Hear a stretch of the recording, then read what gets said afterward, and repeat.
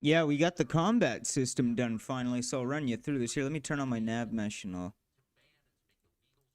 show you how this works. Yeah, we got the pause system, we got a spell I got the well, I do. I'm the only one doing this, so. Yeah, I'm doing this solo.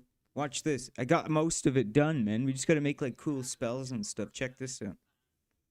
So I got my camera.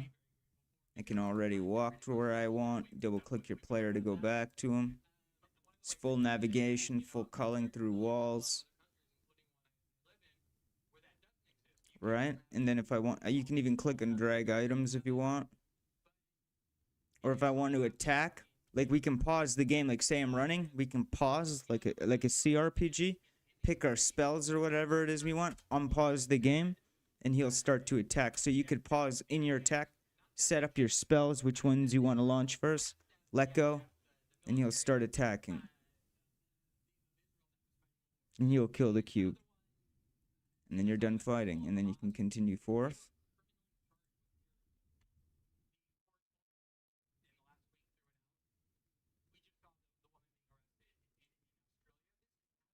I made these in Substance. It took me 3 minutes to make all of this, the walls and the floor. We're going to make another one here in a minute. They're going to make a gate for here. And I got to paint the top of these walls a little bit more black. Yeah, I made this in like 3 minutes in Blender. It's literally a plane or a flat cube with a cylinder thing on top of it that I cut out. And I just placed it, and then I just painted them gold in Substance. Yeah, it looks good, except I could push these a little closer together. Yeah, I do like the culling. I wonder if it's double wall, though. Yep. Perfect. See this flicker? It's overlapping shape.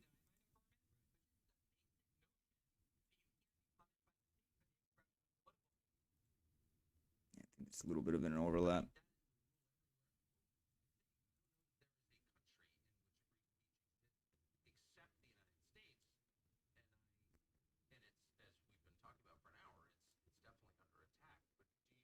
So sick, man. I love Substance, dude. Yeah, we're gonna go back into. We gotta jump into Blender, make a couple pillars for these corners, and like a doorway. Really easy, man. These took me. All of this took me like 5 minutes in Blender. That's how sick Substance is. Oh no way! This works now. I don't even know how that's possible. I didn't fix that. Yeah, now the highlight works every time.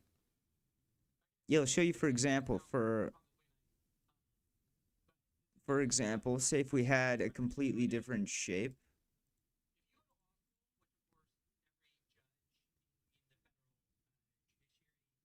Say we got a ball, right?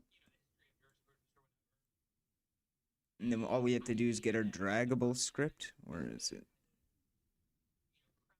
Movable object. And we're just going to put it there, and then we're going to tag it as draggable.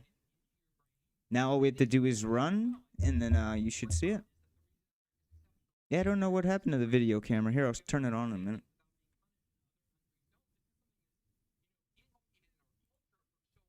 So we'll click to move. See, we can highlight the sphere now, and we can move the sphere anywhere we want. We can move our box. As long as we have it on the draggable layer, we're good to go, guys. And by we, I mean me and you. Boom, kill it, kill the enemy. Freeze. Okay, now let's choose a spell. Okay, ungo. Dead.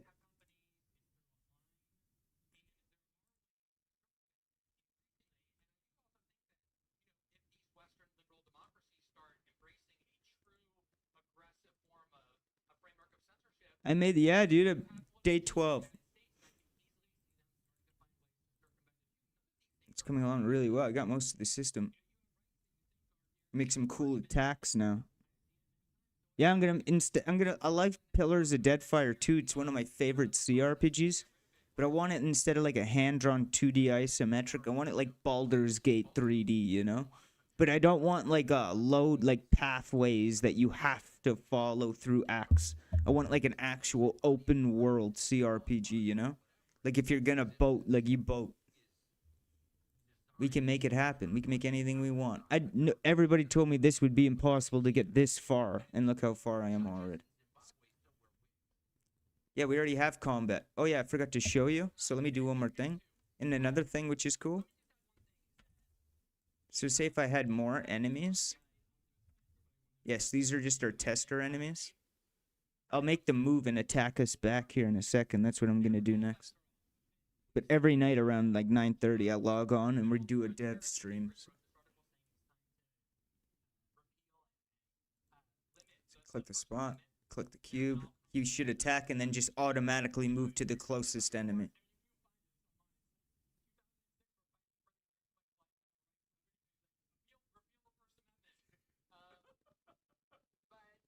It's so sick, dude.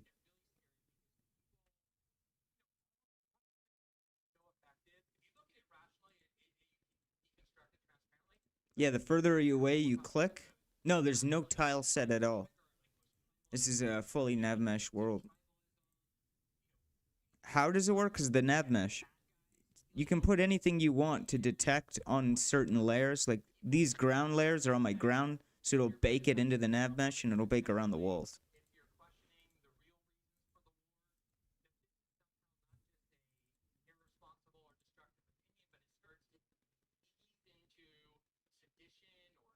Yeah, we'll get a sword in here, actually. It's probably a good idea about now. It's just so hard to see with this nav mesh on.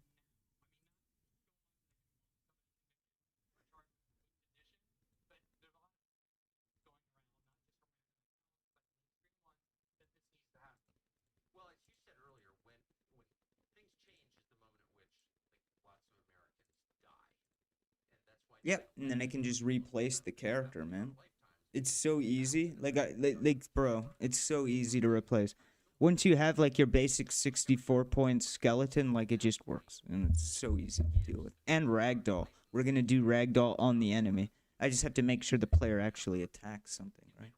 Now we gotta make the enemy move, and then we're gonna replace the enemy with an actual model.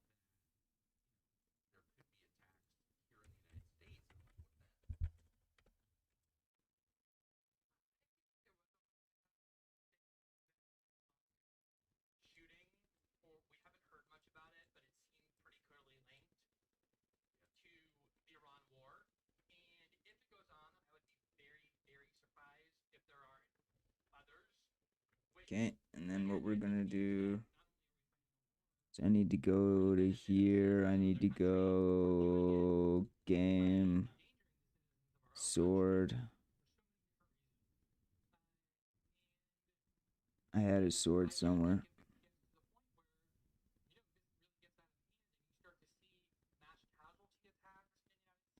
Uh-oh.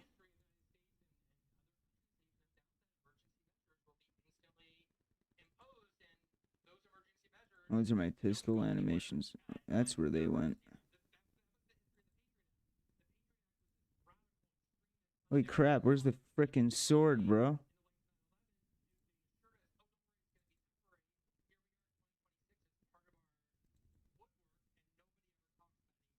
I have no idea where that damn sword went.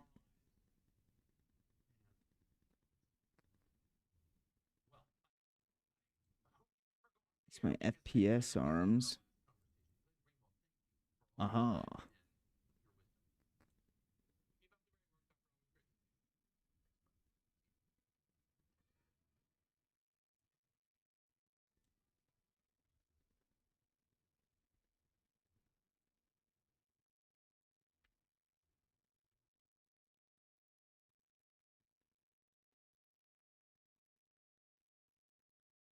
Yeah, just get it in the hand. I could just turn on local rotation. It's just a little easier. Well, it is on local.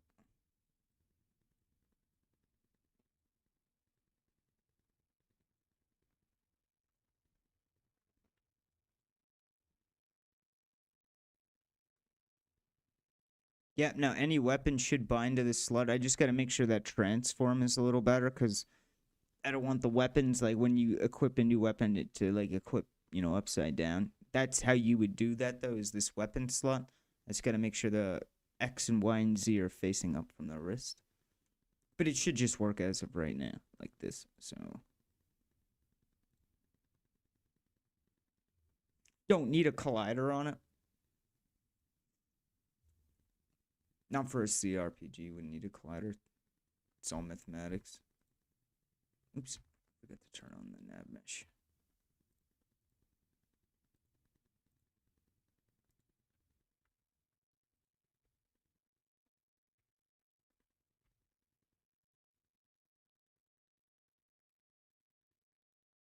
Yeah, I love Unity's live view.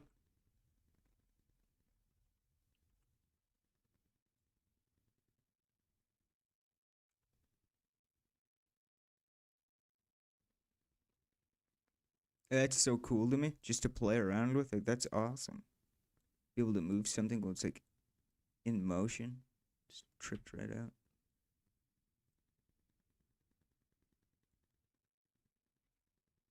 There we go. And then what we're going to do is copy this transform. Now when we exit, we're going to have to paste that back. We go back to game. Oh yeah, that looks way better. So sick, man. We got a CRPG. Yeah, let's fight our enemies.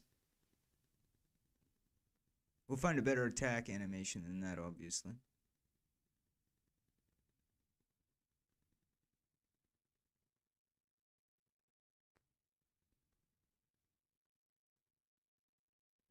Oh, dude, I'm so impressed with myself. Dude, like 10 years ago, it was a dream. I was like, no way, I'll never be able to make a game or anything close, dude. Man, I swear, you spend like just a couple months learning things on YouTube and following along. Sit down with a big bag of grass or something like that, man. If you're in Canada, oh man, you get it done. And it's fun. Like, this shit's fun to me, man. Yeah, I yell at my computer. It's healthy to yell at your computer, in my opinion. I don't think it's healthy to smash it. I think the shadow should be a little harder. So let us go to our global volume.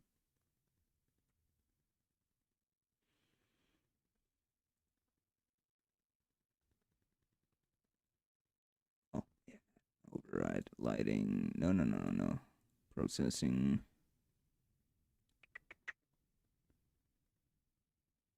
Let's see.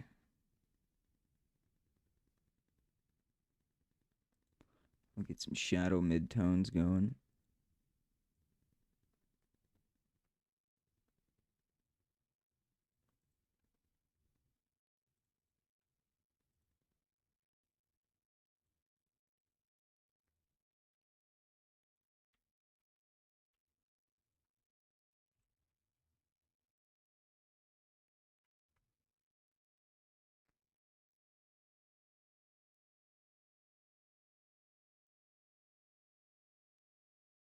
Yeah, but I don't want to do too much with these. These can really damage things once you start getting outside, because we are going outside. We're making an adventure game, bro. Well, the thing is I was making a bunch of different templates over the past couple months and seeing what game I could do on my own. I could do a rally game, but the problem with that is licensing rally stuff. Like, that can be such a pain in the ass to go through the FIA. I wouldn't even know where to start, you know? So it's like, okay, well, that's off the table. Because, like, what's the point of making a rally game if you don't have the good cars? You know what I'm saying? Then I was making a third-person fighter, but then I realized that, yeah, this is going to be a little bit of a longer project to deal with, which I still have. I made a marble game, I made an AC-130 game, and now we're making a CRPG. This is actually the second one that we attempted. This one's by far more robust. This one's nearly ready to go. Start making the outside. We got to make a chain door in Blender here, something with an animation to it, so we're going to go do that. And then we're just going to paint it in Substance. And then we're going to make a trigger collider. When the player enters this trigger, clicks inside this trigger, it'll play the animation and then change scene, which will be the outdoors.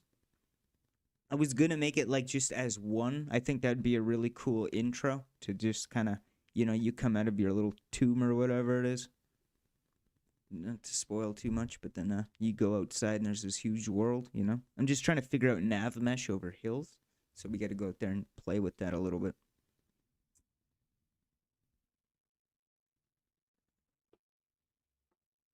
All right, well.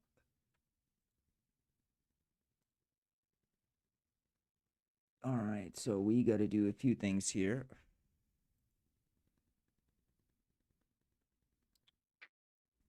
Yeah, let me turn on my restream thing.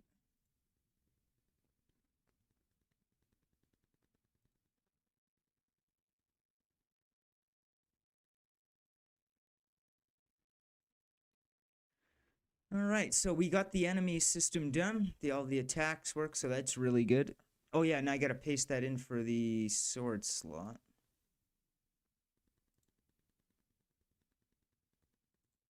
There we go. Yeah, now it's straight in his hand. Perfect. There we go. So I'm gonna change the whole world slot to be like that. So then I have to remember each root of every weapon that we import, because we can make hundreds of weapons. It's just gonna be fun, you know? It's so easy to make an icon from a weapon, because I have to pretty much render texture anyway, so I may as well just do a little icon. Yeah, that little button on my UI, that was for the last system we were making. So we would click the button and then click the enemy and he would go and attack. That was way too complicated. For now, this is all that is. And see what I mean by doing this solo? This is doable. We can make a CRPG, I'm very confident. The thing is voices. I don't mind paying for voice actors and stuff, or even try to use like a voice modulation type system. Maybe even intelligence could assist with that, but I think it's more of like a replication when it comes to AI, which could be very dangerous.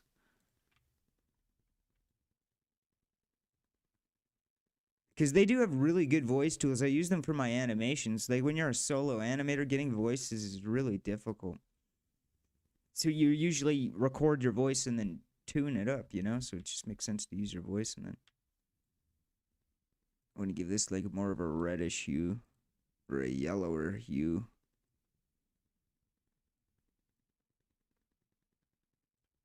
Yeah, I like that. It looks more like a light. Alright, next. The enemy's movement. I'm just gonna make a script for an enemy line of sight that's like the shape of a cone.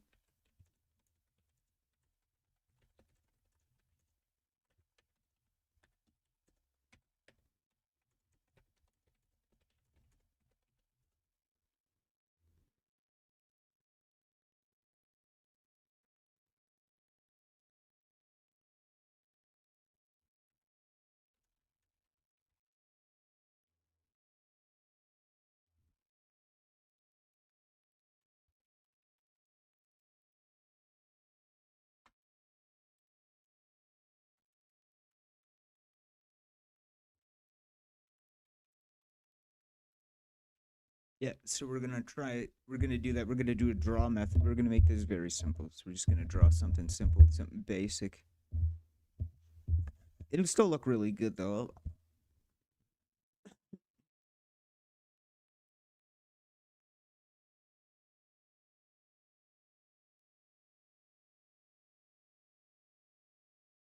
Yeah, I'm sorry, I'm just stretching. Yeah. Oh. Yeah, I'm just doing something here, so I'll probably need to open my player combat script. Where is my combat? Here, let me move these textures.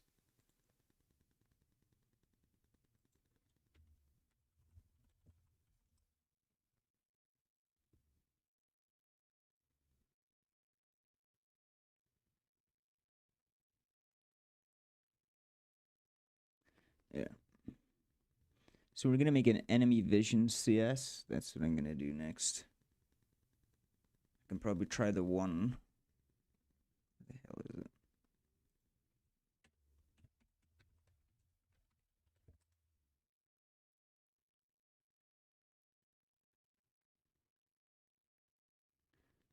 I had 3 monitors.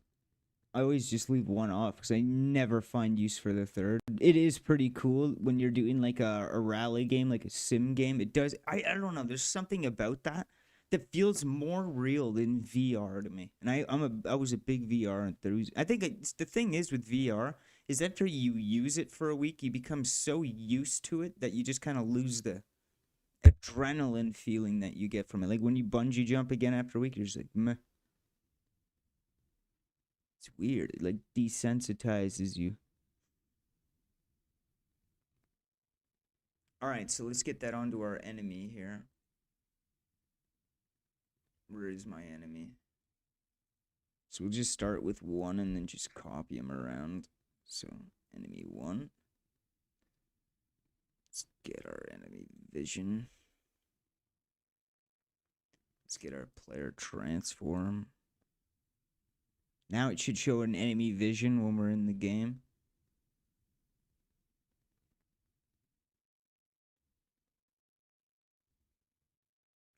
And the block geometry for our walls. So pretty much just everything. Just in case there's like a, you know, like a box in front of an enemy that'll actually cut off his field of view.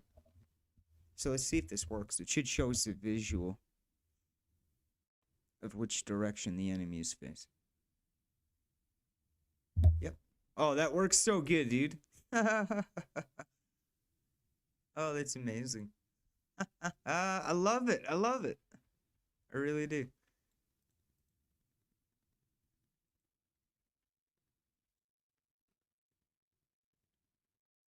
That's funny.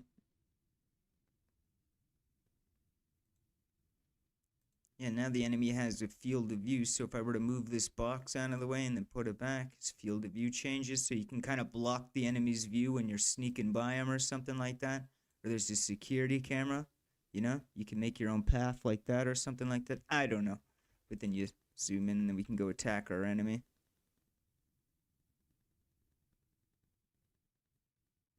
And now he's dead.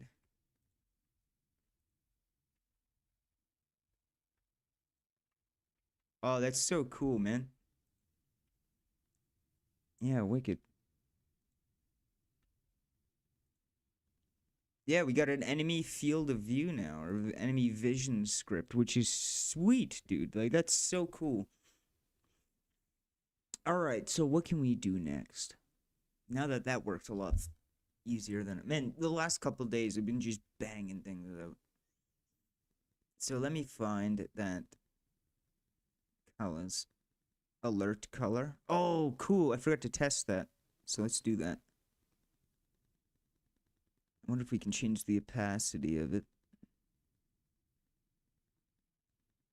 I'll probably just change that live in the game, so let's jump back in. Oh, damn it, I forgot to turn on the nav mesh. What's up there, everybody?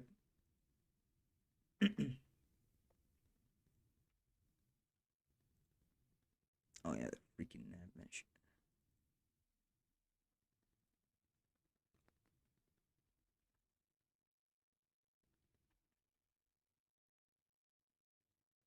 Alright, now the enemy has his line of sight. Like I was saying, you can block his field of view with crates or something like that to forge yourself a path through. I don't know, something like that. And then if your player's detected, it should turn red. Oh, it didn't turn red. Weird. Alright. Oh, yeah, that's because we're on the same layer, I think. I think. Let me double check. Okay, we are on the player layer. Set destination can only call on an active agent that has been placed. What is that?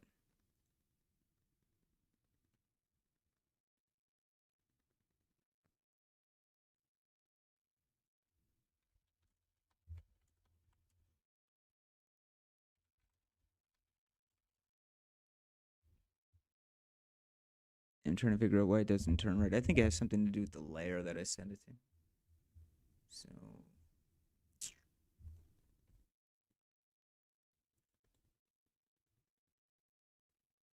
yeah, something to do with the block layer. Aha! Alright, so let's try that.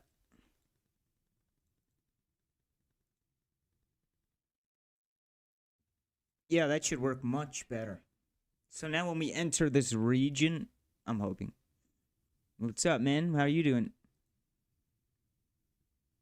Yeah, we got some really good progress on our CRPG here. We even got like enemy detection. Yeah, we got the enemy detection done, so like we could clear a path. So like a guard's watching a tower, you know, you can kind of wordle your way through there or something like that. Or if the player gets detected, it should turn red. Oh, there we go. And the game pauses for battle mode. And then if I press space, it unpauses. Then we can click and attack. Oh, that's so cool, man. I'm so happy with that. Yeah, and all the draggable layers works. We even got a spear. You just, whatever you want. You can make it a draggable layer. All the movement works.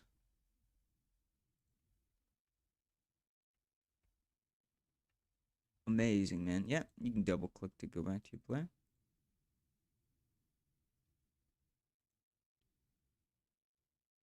Dude, I'm so happy about that. That alert level thing is so cool, bro. That's so cool.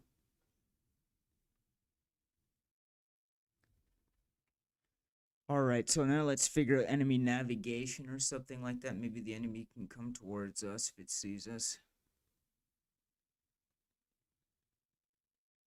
Yeah, if we get detected, the enemy will move towards us. I think it'll be good.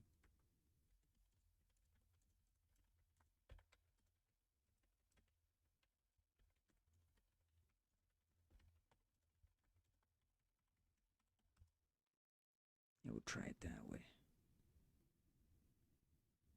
Oh, dude, man, we have really good progress right now. Like, honestly, like, we're getting really far. Wait till you see this, dude. This is super cool. I'm just gonna share this to the Unity Facebook group. Yeah, and then we'll go into FL and get some audio done. Well, he's a music producer before doing any of this stuff, so just nice.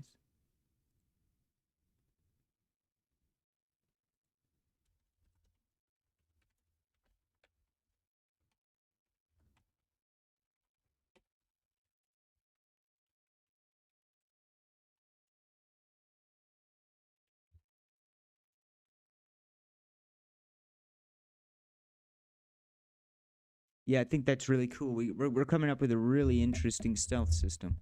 Well, I am. By us, again, I mean we, me, and you guys. Fucking wish I had help, bro.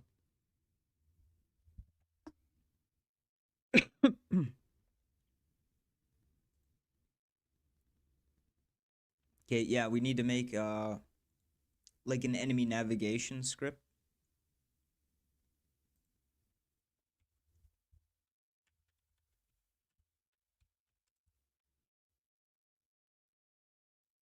I could probably just use an old one. Just change a few things there. Good, good. Excuse me.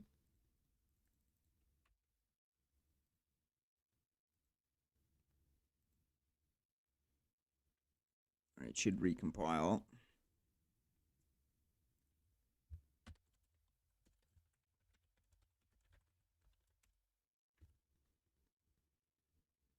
Yeah, man.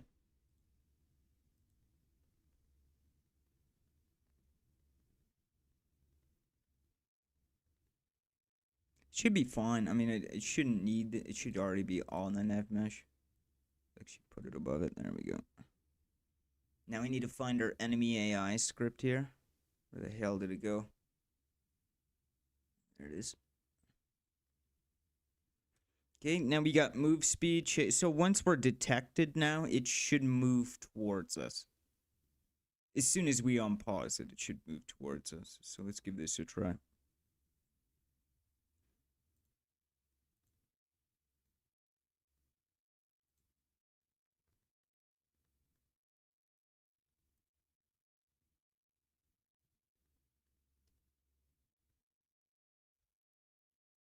Okay. So let's go get detected. Boom. Okay, battle start. Let's Yes, bro, it works.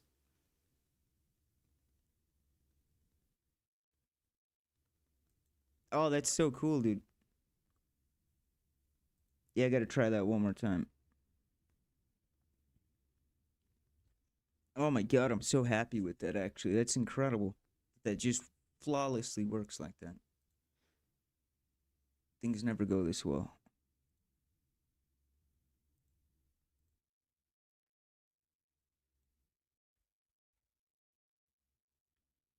Alright, so the enemy vision system should work now. And now when we get caught or detected, he will move towards us and the game should pause. Pretend we have spells to battle sequence and boom, he's gonna come towards us. And we can turn around and start fighting him. And if there's other enemies, he'll just automatically go to them. Really good progress.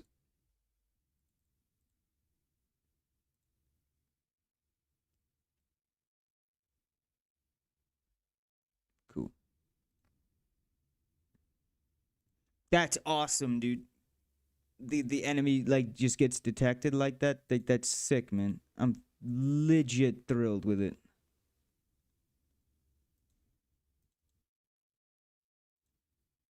Legitimately.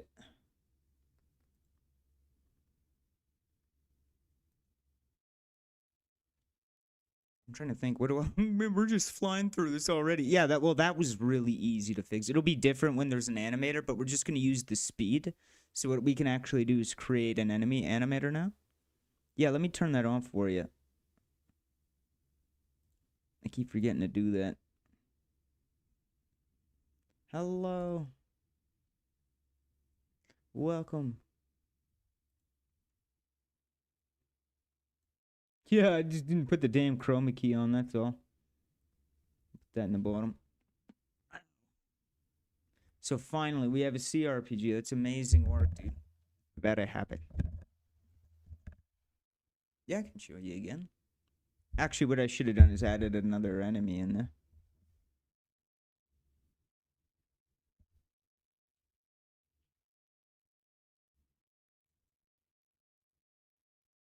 I should fix that culling issue right there where you click.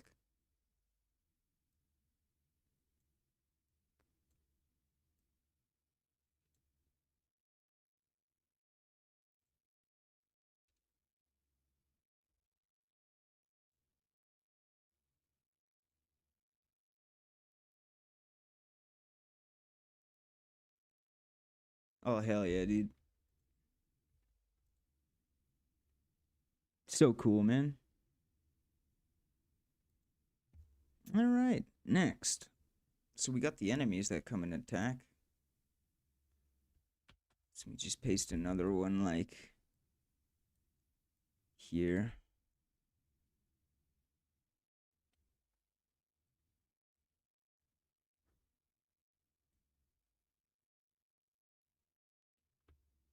Yeah, then all I pretty much have to do is just make a player health. Yeah, well, it's so easy to do these animations, dude. Like, it's absolute butter. Like, all I need is 3 animations to get those enemies attacking. You need idle, walk, run, and then an attack. Or whatever attack they do. Usually generic enemies all have the same.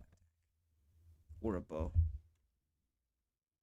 Dude, I'm thrilled. So I'm actually gonna save it. It's actually almost a milestone point. Then we need to open up Substance here and Blender make a gate that's animated for that thing, which should only take about 4 minutes. 4 or 5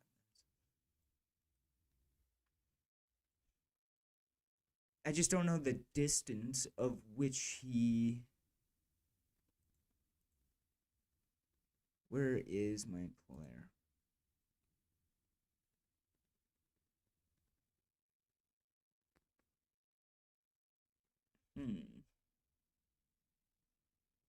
I don't remember where the damn distance is. Well, they changed the distance of the player's attack, because I know if I attack him, he's just going to run all the way to these guys and attack them.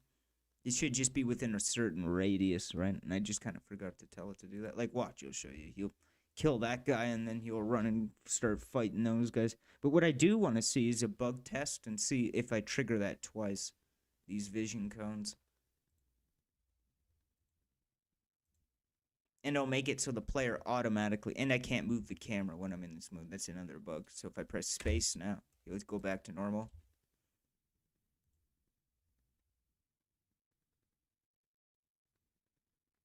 Yeah, see, now he's going to run to the other guys. That's not good.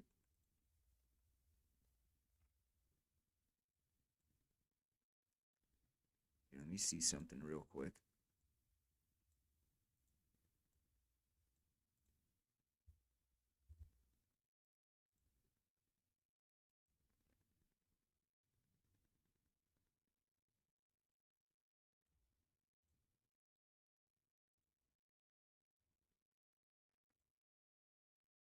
Yeah, that's better.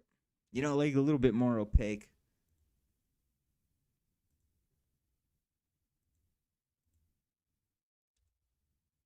Oh, trigger twice. There we go. Okay.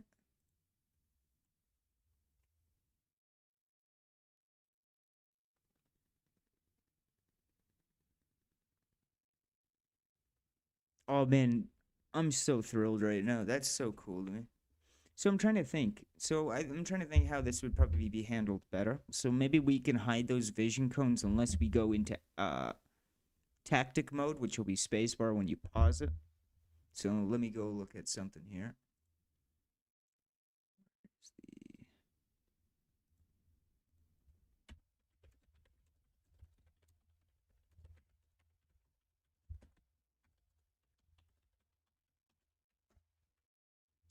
What was I also gonna do?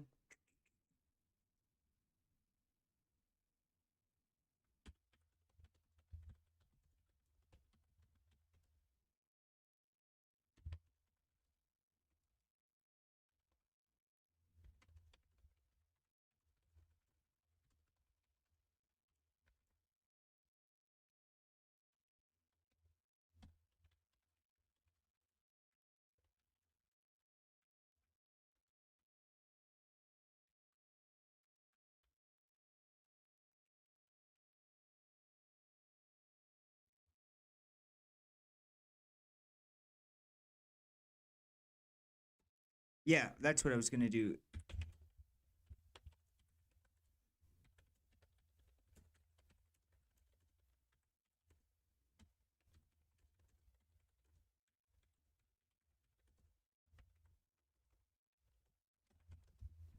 Yeah, so we're gonna see if we can just crunch up a couple of those errors right quick. Man, we gotta. Yeah, you. What are you talking about? We have an incredible game right here. Yeah, yeah. I may as well. I do gotta test that one more time.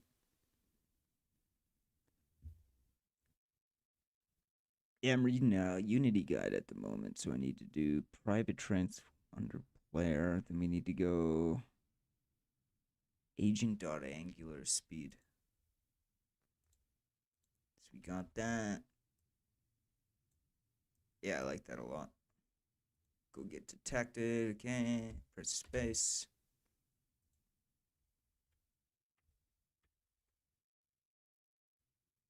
Yeah, see now he's gonna move to the other enemies, which isn't good. Double trigger. I don't know why that one went orange. Oh, they're blending. That's tripped. Dude, we almost have a CRPG. This is incredible. When you build something like this with your own two hands, it's actually quite crazy to think like what? It's like nurturing a baby. I'm starting to understand why developers get so butthurt when with such the littlest comments. It's a lot of work.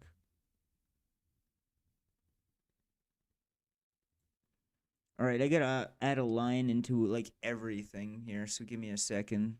Where's my game manager? There it is. I just gotta put it in. It's line 217.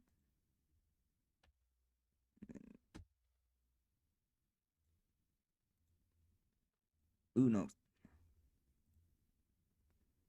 Then I need to update. Yeah, what we're gonna do is hide it. Yeah, don't worry about that yet. I still gotta add the other ones.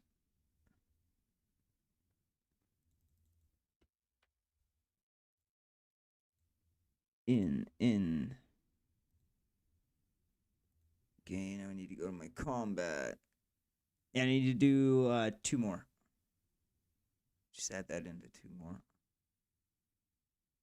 Combat. Yeah, see, the arrow went away. Yeah, this will work a lot better. That way, when you're in tactic mode, then you can see the cone of the enemy's field of view. I'll make it visible when it's like spotlights or something like that, you know?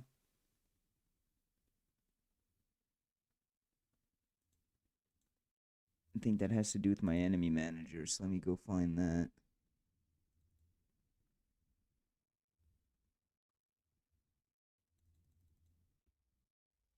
Get that in there. Yes, done. And then we have to do the camera. It's the camera that does it. Oh yeah, I wanted to fix the culling too, to be a little bit less opaque through the walls. But it is nice for ceilings and stuff. And I fixed our error down there.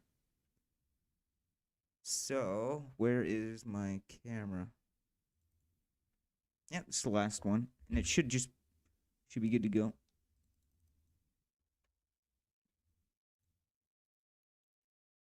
Oh shit! I forgot to save it.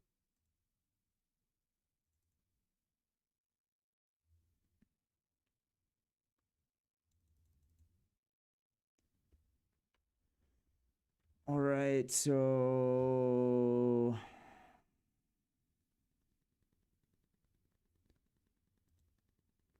we will do input dot float.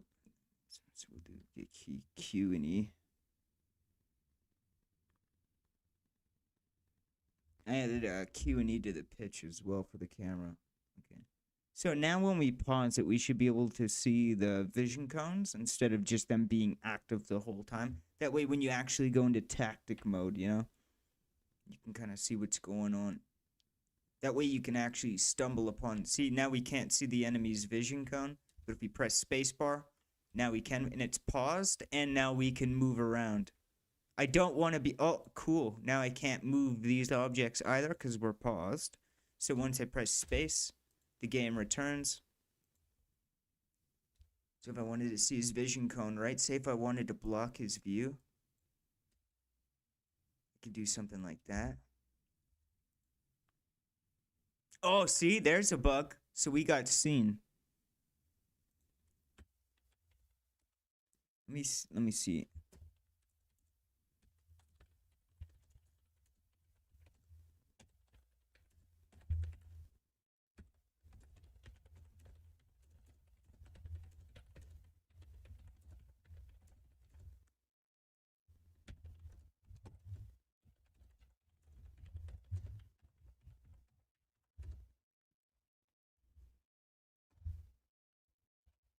Yeah, now the enemy should come after us.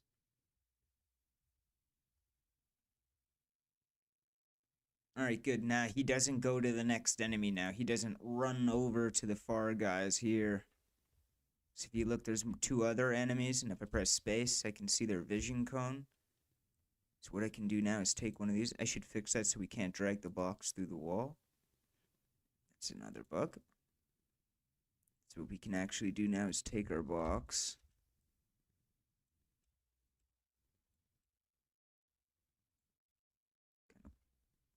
Bug that out. See, this is why we test things. There we go. That's more like what I want to see. For some reason, it doesn't like corners.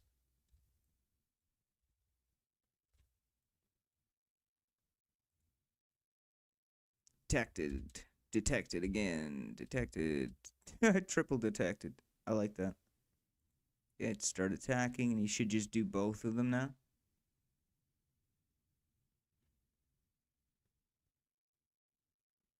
Amazing.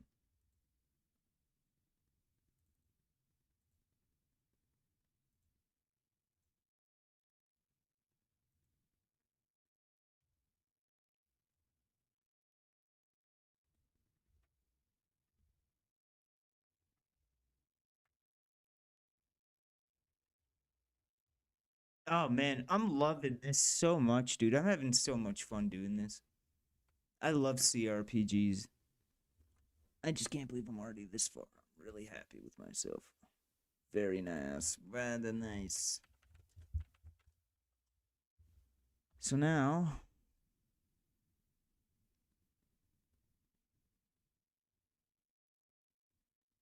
oh, okay. So let's put the we need to go find the enemy here, and we need to set his collision mask for his vision. We need to set the block layers to the draggables.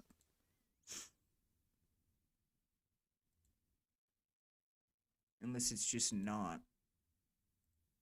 Okay, it is on the draggable layer.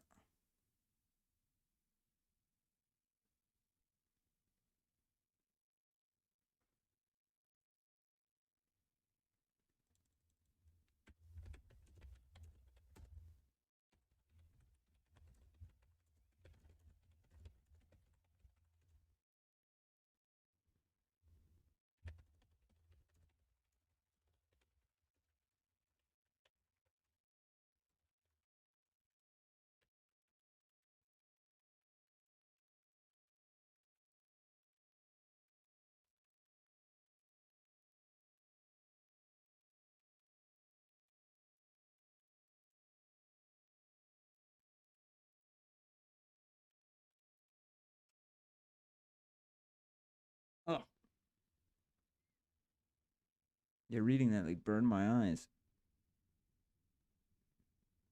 I think it has something to do with vector 3 up. Because we're drawing from transform position. The vector up, we're at 0.05. I think we're just going to go up. And then I don't think we're going to have an increment in there. So let's try this way. For value, we don't need a value. Yeah, well, when I block the enemy's view... Oh, you know what? Oh, no, because we want our player to be detected. So, sorry. My fault. Anyway, enemy vision.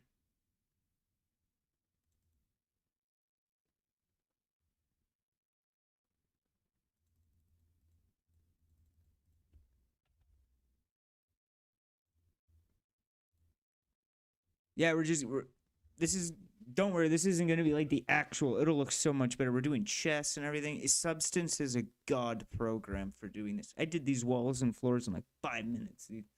Not even. Anyway.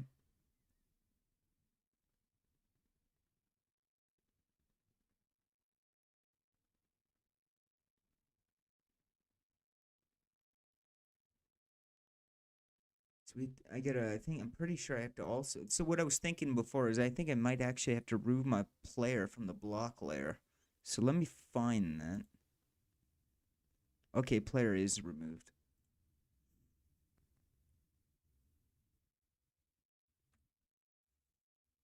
Yeah, you'll see. If you just joined, you'll see. It's a good time for you to. We got our walk, we got our attacks, press space in tactical mode. We can see that. So let's block his view. So we get an unspace. Whoop, slow down. So let's cut his view off like that.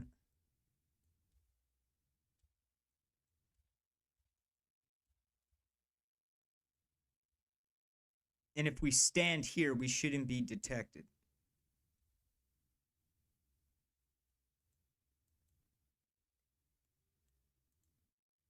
Nice, it works. Oh, dude, sick, dude. Yeah, dude, I'm real happy now. Yeah, but watch. Now when we go into the detected view, boom, it goes back into tactic mode. We can choose our spell, whatever organize we want first. Command who. You go over there, you attack this guy, and then when we want it, we're all set. Hit space. Let that thing launch. Oh, there's a bug. He got detected twice.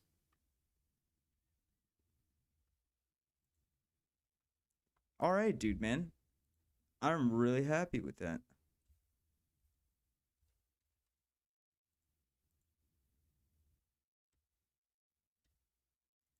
Let's see if we can lure one of them. See how it goes orange? It's weird. Okay, so we got one coming. I should make them trigger each other. If one gets triggered in a certain proximity from one another. Unless you're unseen, right? So we should technically be able to kill the box from behind with a good strike. Well, the good thing about being an animator and audio producer before being any of this game development stuff is I have all the talents I need to make a game. It's how good of a quality can I make it? I mean, this feels really good. I'm not blind when I play it. It feels like I'm playing Solasta almost. I know that's saying a lot, too. And then we'll make some armors and stuff in Blender. Couple new floors, and we'll start painting the outside and get like a forest or something you go through. We'll figure this castle out, get out of the castle, and then your adventure begins. And then I'll use a dialogue system. I don't know if I want to use the one that's on Unity, that one that everybody uses, or if I just want to make one.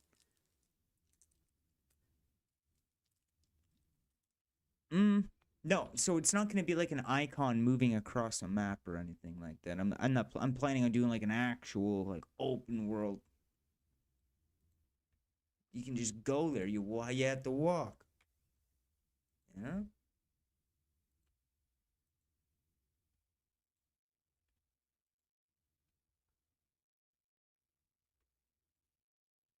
Yeah, I'm gonna increase the resolution of these textures too. I put it on 248. See if they're far away, they would look really good. close to kind of bad, so we'll fix that.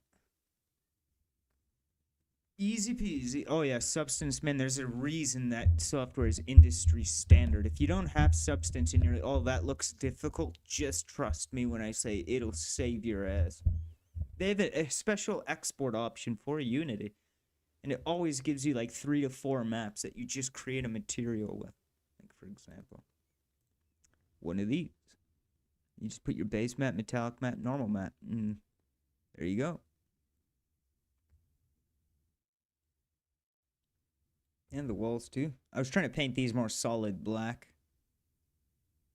Just thinking maybe have a bit more shadow come down. Torches. I want torch light. So that's what I'm trying to replicate. I'm trying to minimize all the light. Anyway, back to work. Okay, so that's good. So now...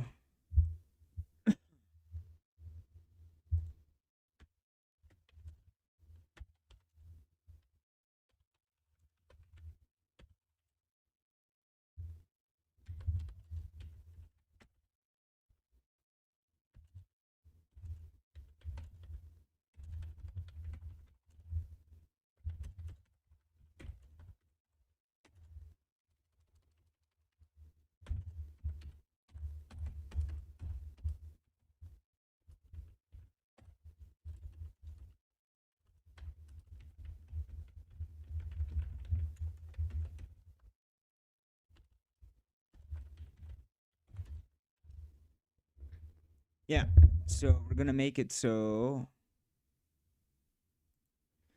I'm gonna make it so other enemies get triggered within a certain radius of each other. So if you one guy gets triggered or he trips the alarm, the other guy will follow him in, right? And then what we'll do is get a companion for us. Companions are really easy to do. It's basically what I have here, except it just doesn't attack you. It just follows you around. And doesn't have that vision cone as well.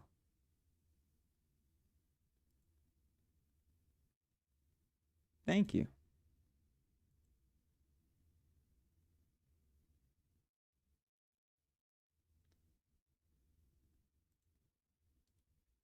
Yeah, we got quite a bit, man. We got some good code here.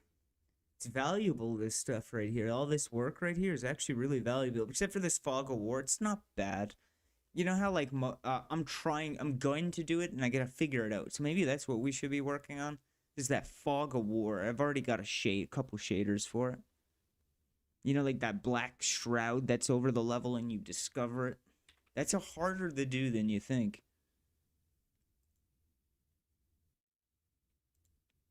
Alright, there should be an alert radius now. And I think I'm going to add a draw. Actually, you know what? Screw it.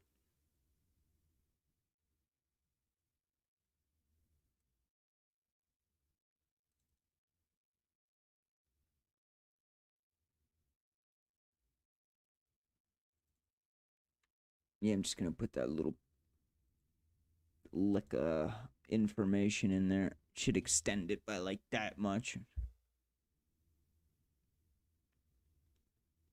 You just had to tell it alert nearby, you know? And then there's an alert radius as well. Then we had to set the alert radius. So we had to set that as well in the inspector. So if we go here, this yellow sphere around him is his alert radius. So if he gets triggered, anything in that sphere will also start to attack you.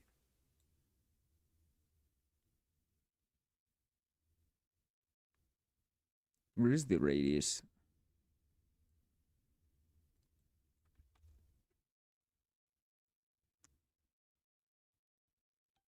Oh, right there. And so he'll get alerted. And say we have this guy, right? So we'll put him forward just to show you, for example. And say we have this guy set backwards and he's facing the other way, right? So let's set this guy's alert radius onto him. So we trigger him. He will go in. I just want to make sure the player doesn't enter that region, that he just automatically doesn't attack. So let's try it.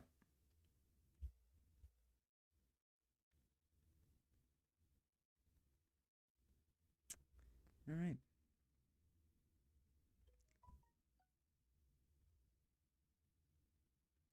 All right, we got our movement, we got everything good. We got our pause, we can see our thing, we got our highlight, can track our objects. We can now block his field of vision and sneak past him with crates. But I still want him to be able to maybe peer over it a little bit. We'll maybe figure out how to make it like a 3-dimensional cone. I think that'll work a lot better. For example, we get triggered. Boom. Pause mode. We can still orbit and stuff. Let go. He's going to attack. We attack. Yeah, it has health. So it's not like, oh, you hit it 3 times and it dies. There's actually health. So the sword does 10 points. 20 points. Okay, so now when we trigger this cube here, this other cube facing that way. So this is what I mean. This is really cool to me already. So let me actually change the opacity of that. Even more. It's still a little bright. Oh. Yeah, that's still even a little too bright.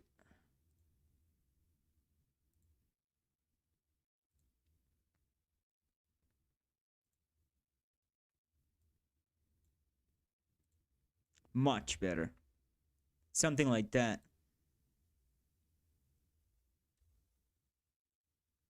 Okay, let's sneak up. So when we trigger this guy, he should chase us too, remember. Oh, we're tripped, okay? Uh-oh, battle time. Oh, no. Now we hit space to continue. Yes, it works. Dude, that's so cool.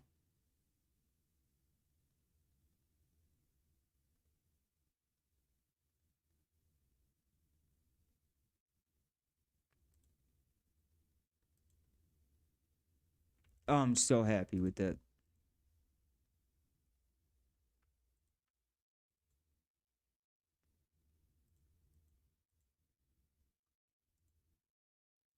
Dude, you guys are good luck. I swear to God, every time I run a stream, dude, it's like I get like really good luck with like knocking these down. We fix a lot of problems I thought it was gonna take me to at least 12. It's only 10:30.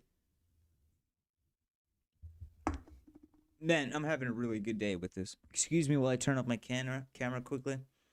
Just gonna take a drag.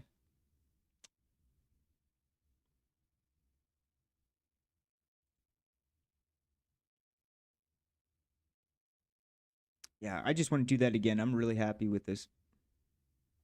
I'm very, very happy.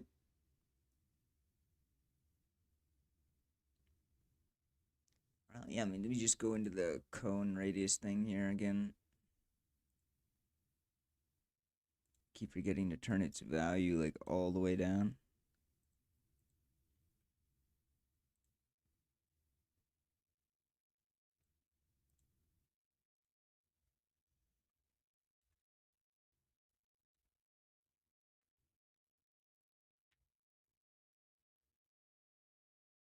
All right, we got the detection system completely finished. I think. Yeah. All right, we got the detection system, I think, completely finished. So press space, we can see all that. Again, we can block his field of vision. And we can go to this space without being detected. And then say we go attack. Oh, no. And he's going to chase us. We're going to kill him. And he should alert other guards if we're in a certain proximity to another. So we'll go test that out. So, oh no, there's 2 guards here. Now I know one's facing this way, one's facing this way. Plan my attack. Let go. Oh no, we got detected. He's going to chase us. Double detected. Now we got to fight 2 guys.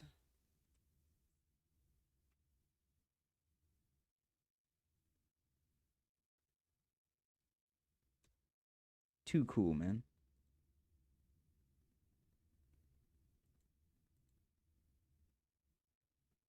Yeah, I'm really happy with that. I'm going to upload that to the Vito group.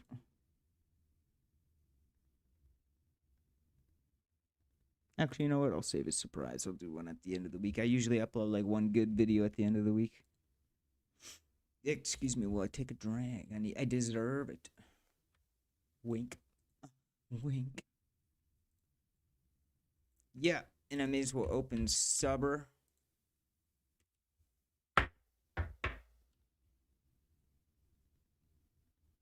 My baby. I love this program, dude. You guys don't. I know it's expensive, man. There's other ways to get it. Yeah, I know I have a shit. I'm on the shit computer, but it's working really well. So, can you do 960 on this one?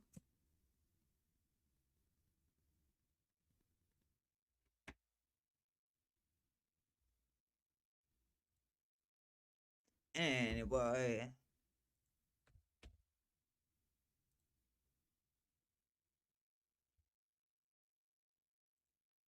yeah, dude. Man, we got some sick process or progress today, dude. Like, I'm gonna sleep really well tonight.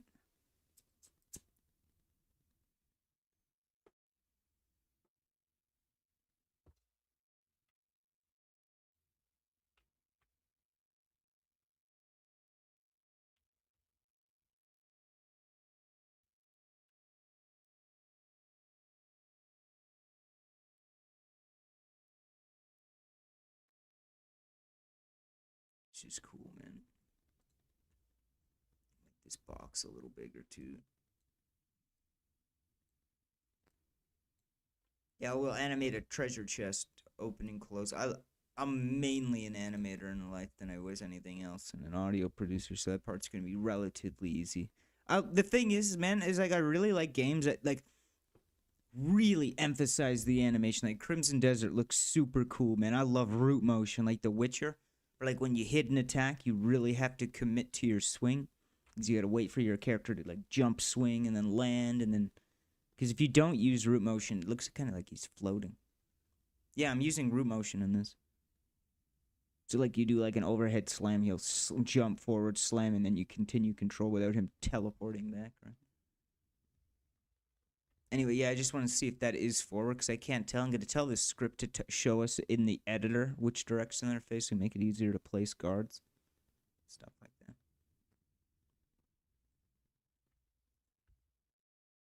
Oh yeah, the nav mesh. I always do that.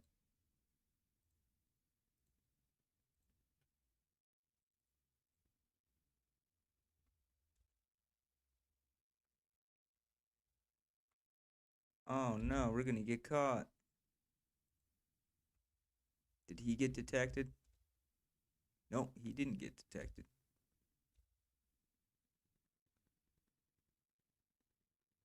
Here, you know what I gotta do is tell the script to stop doing the detection thing after I've already been detected by a set of them. So let me see how I can tackle that. Ooh, Lord.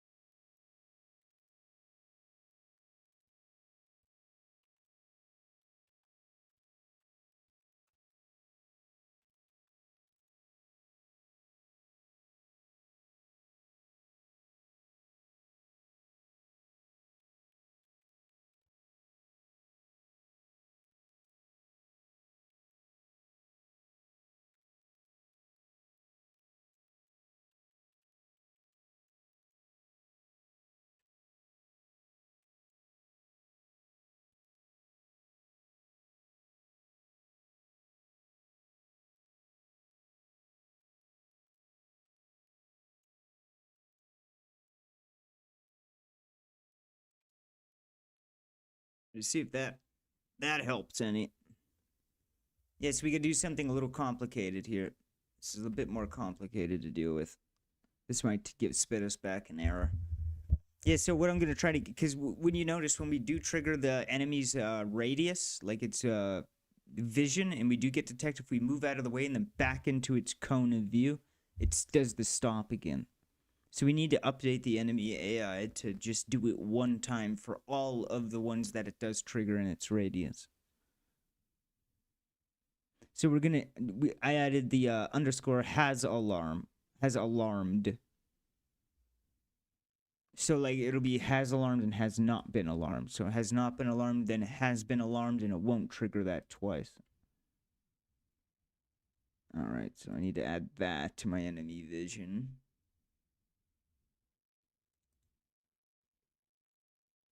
Oops, wrong script.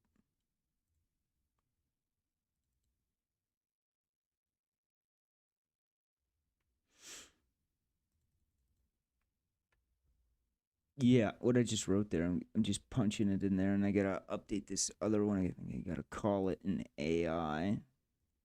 So has alarmed. Nah, that's the one I'm looking for.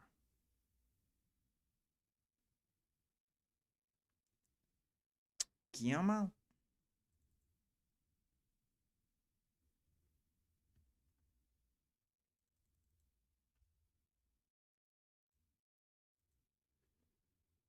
Yeah, hopefully this works. If not, it's really easy to revert. I always say backups of all code. Like right when I hit like a milestone, I'll back it all up. Code's valuable, man, especially when you're like this far. Like it's a lot of work and to just text. All right, so let's test this out. So let's turn our nav mesh back on. Now, when we trigger the guards, let me put him back in the radius a little bit. And see, he's not in the radius. That's why he's not being triggered.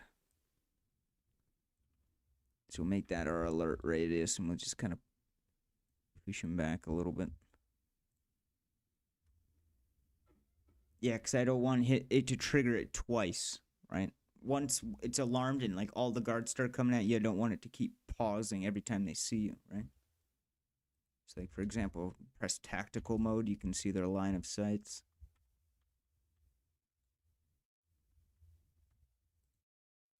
You can choose where you want to go ahead of time. So we want to go there, I press space, let's go. So let's go get triggered. Boom, okay. It didn't go red though.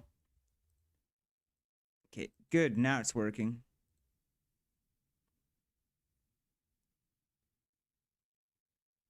Dude, that's sick. That's amazing.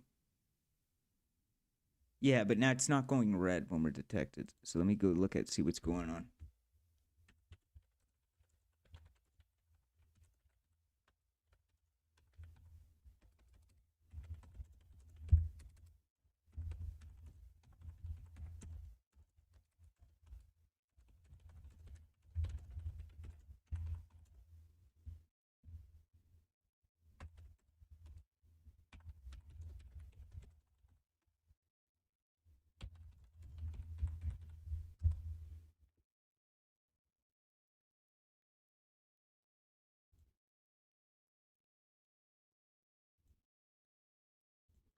Somebody sent me a message. It might be another client commission. I don't know if I can take anymore right now. I'm sorry.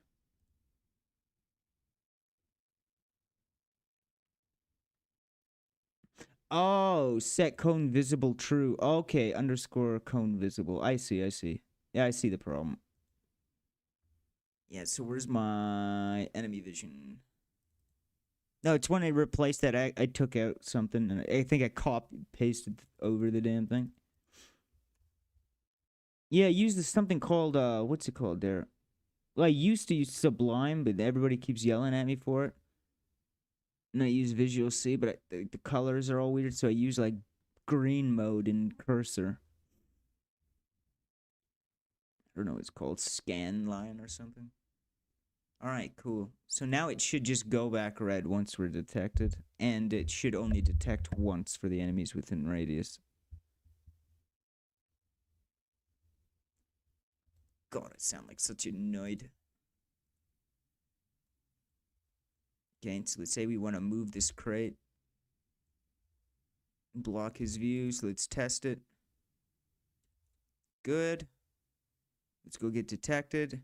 Boom. Now it's red, baby. Perfect. So now let's plan our strategy. So we want to run around the box over to here. So let's click there. And then once we press space, should head over that way.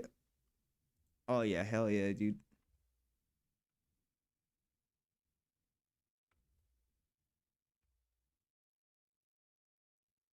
Oh, that's so sick, man. Dude, we got some really good progress this stream and last stream. So let's go check out our enemy angle, okay? Now, this time when the second guy turns around and sees us, it shouldn't pause, like, go into tactical mode again. So let's take off tactical mode.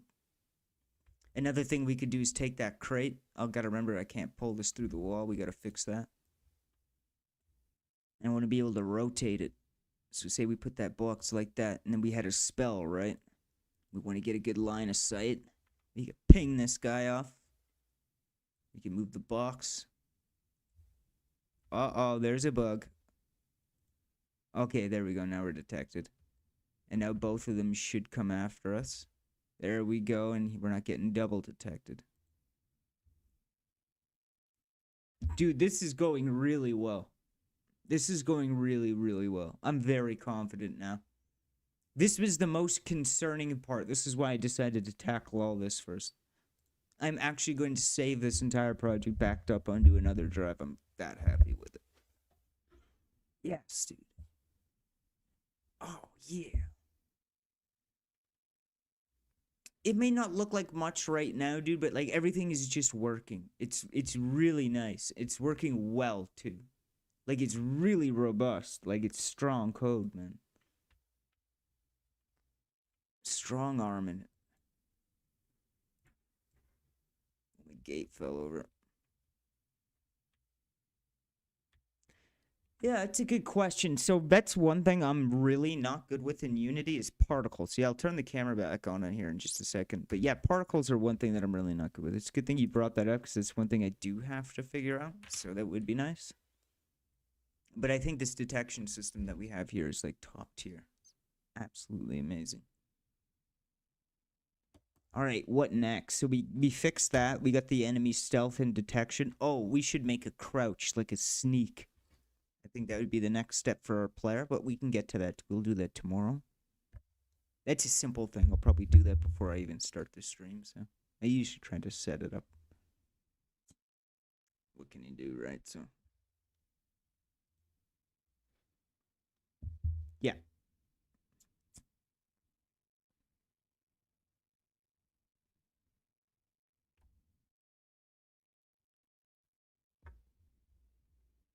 I'm really happy, man. I'm trying to figure out what these are. Oh, these are lights. So let me actually go and just kind of pack those up. That way I'm not getting confused with everything.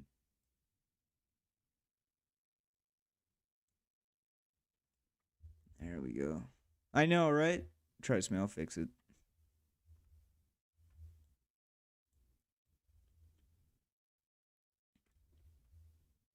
Oh yeah, this just took me a couple minutes to assemble, man. This is just a little practice town, a little level, and then we're gonna make a whole world, dude. It's all gonna be one big cohesive map. It is CRPG, you know. Like we got some good systems done. We got the combat. We pretty much have to do weapons, weapon like a loadout inventory system, spell bar. We have to do. We have a health script. I just don't want my player to die right now. The enemy doesn't have any attacks at the moment, so. But it does detect, which is brilliant. One thing I'm trying to figure out is staircases and cliffs for the nav mesh. Generate links. Oh, okay. I think you can link multiple nav meshes together, which is actually kind of nice. Yeah, I'll show you before we move on to the next step here.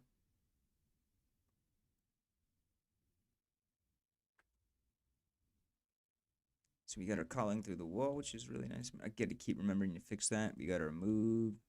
You can pan your thing. We got our tactical mode, which is spacebar. I'll make a sound, so if I'm running and I'm within the radius, he will detect me still. I could probably make that a blue sound circle or something that pulses. I think would be really cool. Anyway, so tactical mode off.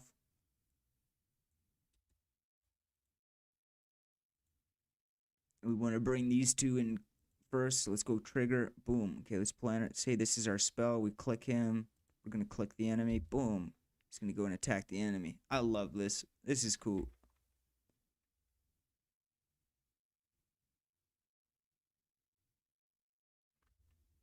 Amazing. Okay, now we're gonna go down here, check out our plan. Okay, we got 2 guards. So let's trigger and see if we can do a pull. So let's go along. Trigger, and then let's go here. Let's pull them down into the alley, and we could launch a spell blast from one of our other companions. Boom. Boom. Oh, man, I'm having too much fun with this. We have a CRPG, guys. It's not an RPG yet. We have a CR. A character roleplay at the moment.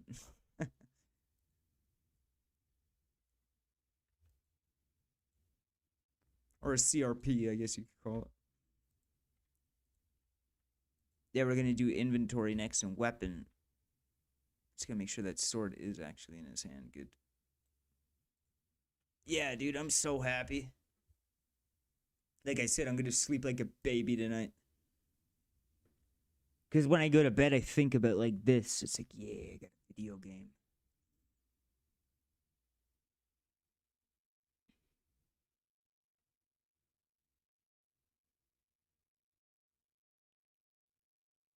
Yeah, hang on, I'm just doing something on my desk. I'll pop that on for you there, bud. Yeah, I appreciate that, man. I really do. I got some free tools coming to the Unity store if you want to check them. I got a path tool coming. I got a dialogue system for free. A free one. Scriptable objects and stuff.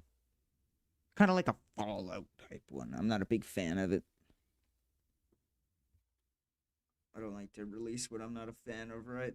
That's why I make Blender add-ons that are really literally to help me, but I find they help a lot of people. I got a lot of 5-star Blender add-ons on Blender Market. It's the best flex, too. Because a lot of people see you doing things like this, and they'll be like, oh, you're one of those AI ponies, but then you show them work you did like 15 years ago. There's like 5 stars, and it's like robust. And then they got nothing to say, and they try to dig something else up. Say, what are you doing?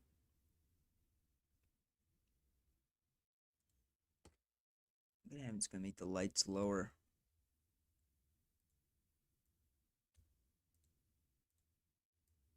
I need the top of those walls to be black.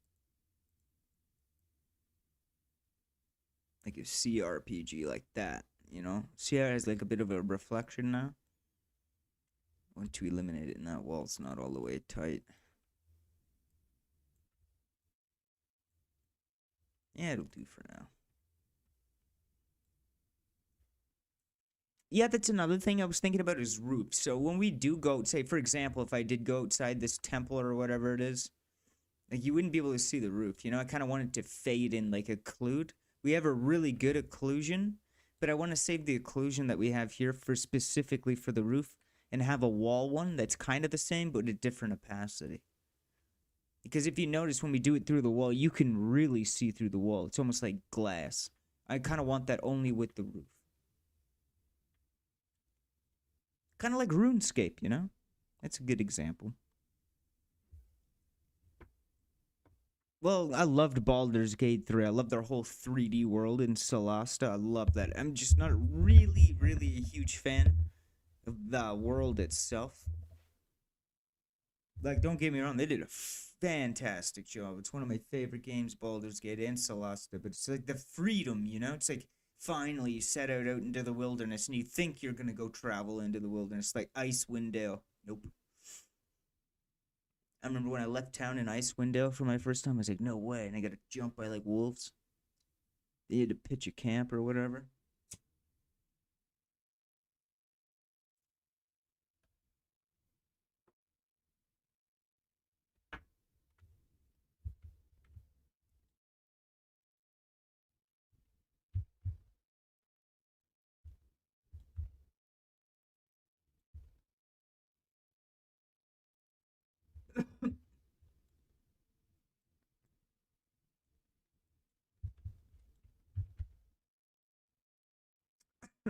Guard placements is there.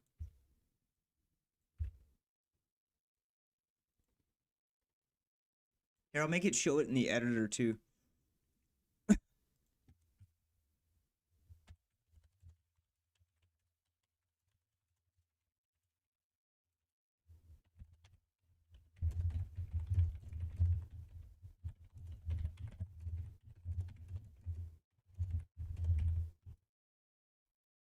Excuse me.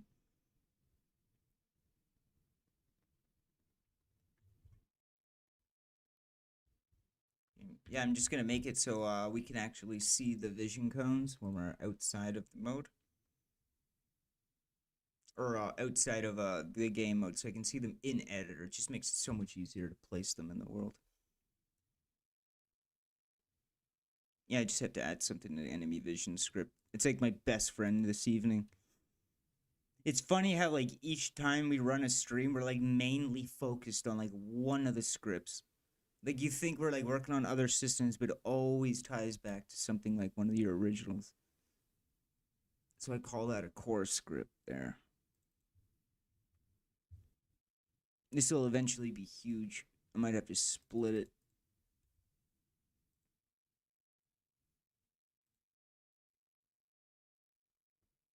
All right, let's see it recompile.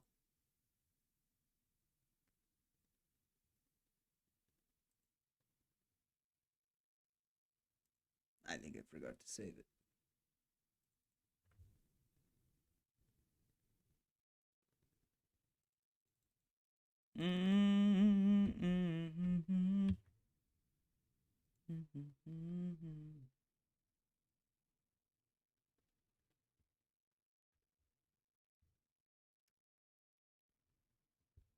I cannot see them.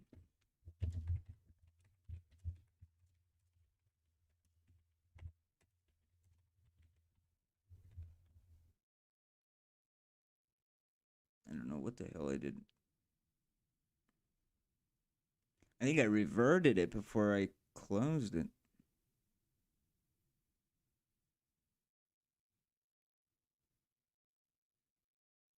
Gizmos.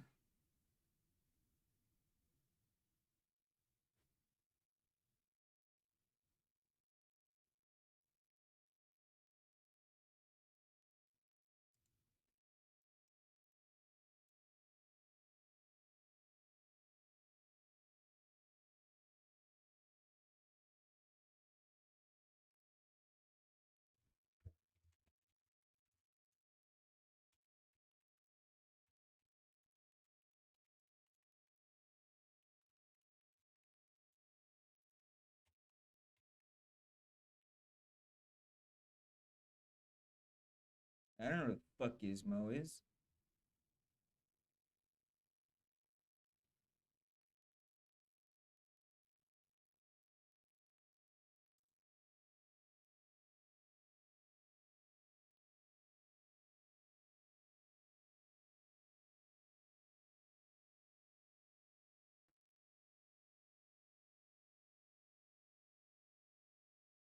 Oh, I think I see what happened. I had it set to only when I had it selected. When I only select the enemy. Yeah. Now I'll just add a more simple form of it. It probably won't look like the one that's actually in the run.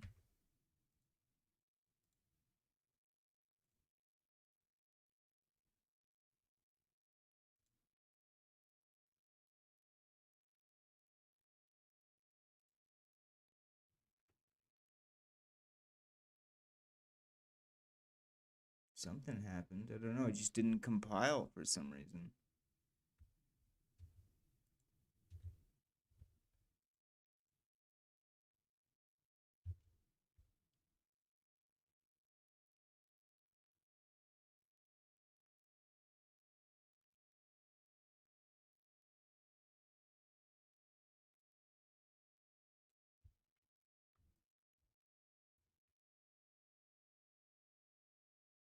Yeah, well, that's the works.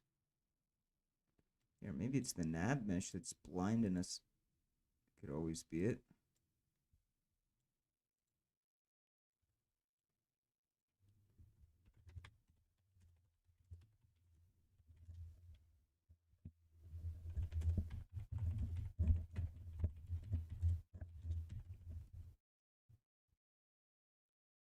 There was a button called like fucking gizmos or something like that, wasn't there?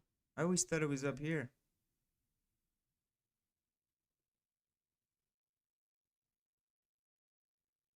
Or it could be a duplicate issue. Here, let me go look at that a minute.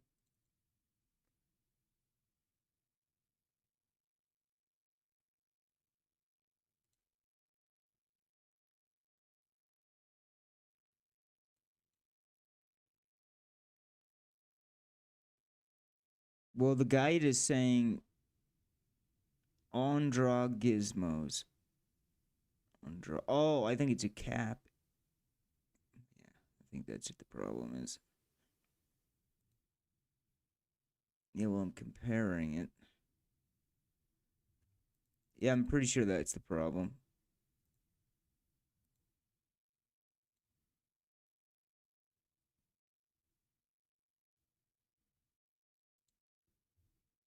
Yeah, I think that's it. I think it was capital G. No, D. Yeah, no, G. There we go. Now I can see. Now I can place them a little bit better. That's good.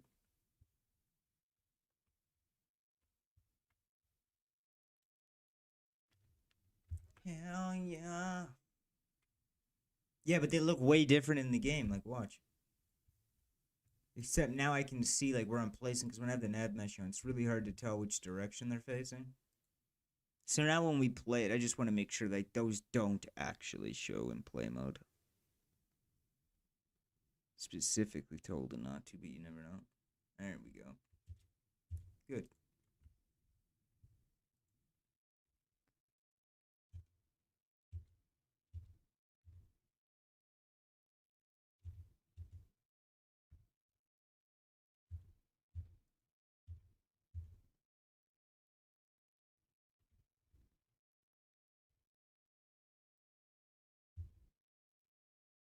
You.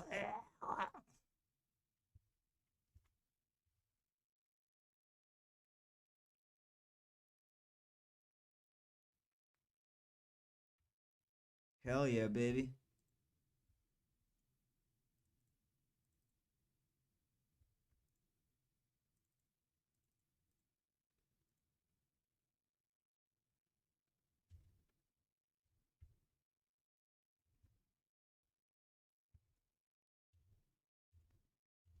So let's go trigger.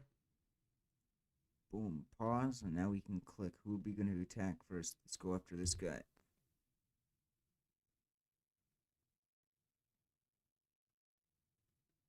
Dude, this is sick, man. I'm really happy with this.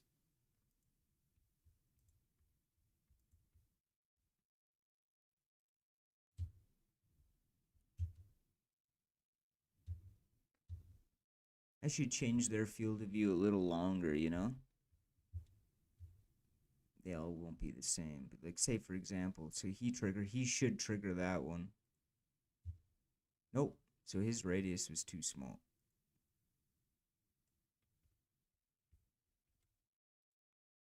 Oh yeah, just barely. I see what's going on. Yeah, we don't need so many. Whoa, turning the.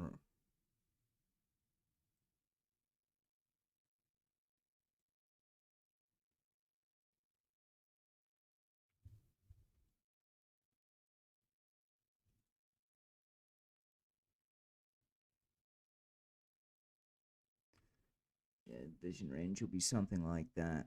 I don't know. We'll make it even longer than that, just because it would probably be pretty stupid to walk past a guard that close and him be like, "What was that? Was it the wind? Yeah, was it the wind? Must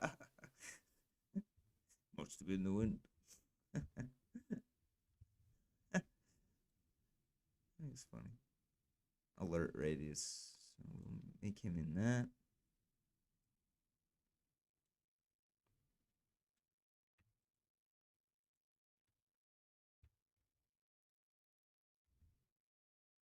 Yeah, here, let me change the color of that stupid thing.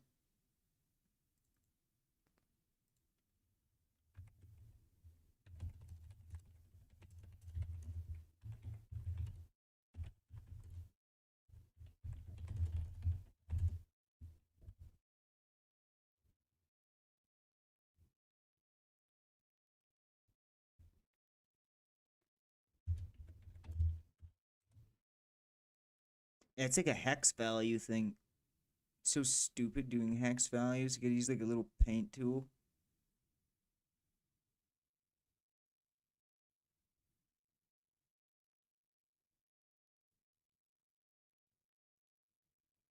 I have 3 monitors.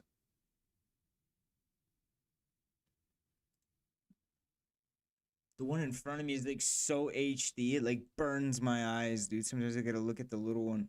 For some reason, the little ones, I don't know, it's like super performance compared to the other one. It's crazy. The struggle, bro. Anyway, where's my visual? So, what does that guide say? Set agent destination player dot root position. Okay. And we got underscore player underscore alerted false, and then it goes to idle and chasing. Player spotted. Cone visible has alarm false. Okay. So we will do that. Now it should also be a different color. Blue. Whoops. It says already defines a member called Gizmos.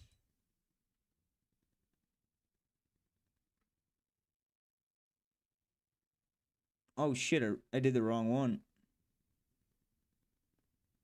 Yeah, hold on, I'm stupid as hell. Here, I gotta re-get that one back. Thank God I saved it. Yeah. No, I knew something was wrong. Just put that one back to where it was.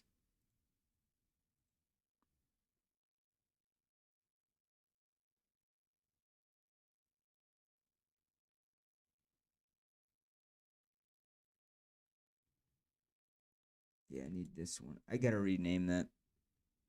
I keep thinking that's for a nav mesh or something. Oh yeah, here we go. That's what I'm looking for. Player alerted. And then state dot chasing. Agent dot speed. Chase speed.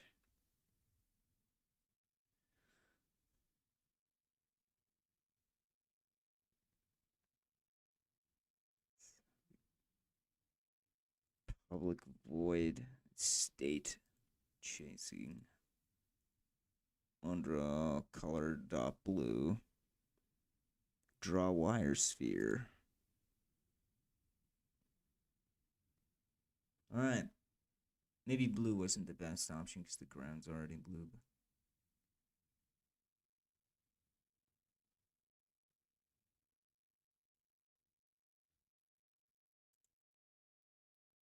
There we go. Yeah, the dark blue ones are the radius that they detect each other. So if there's a mob together and you detect one, they will all come towards you. But if they're outside that radius, that only that one will come towards you. This cone is to trigger when you're in tactic mode. That's their line of sight. Yeah, it does get blocked off by objects. Yeah, it's pretty cool, man. Take some screenshots. Progress, bro. A week ago, this thing was a square with a Mixamo animation on it. I know it's pretty good. It's not much further either. Yeah, I know what you're talking about. Yeah, I get it. Yeah. System wise, it's much deeper. You're killing me, man. Yeah, we're also on Discord as well. I like streaming on Discord. Screen shares, baby. Yeah, we need to go into Substance and Blender as well. And Unity.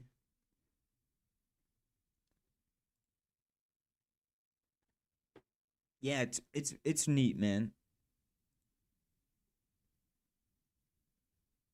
Yeah, I can probably make it a little bigger.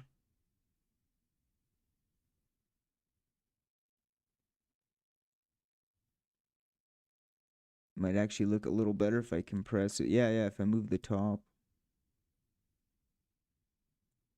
Is that better?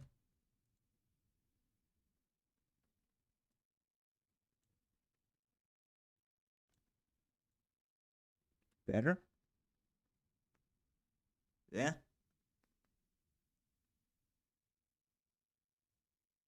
If you say so. But anyway, yeah, there we go. Give this a run now.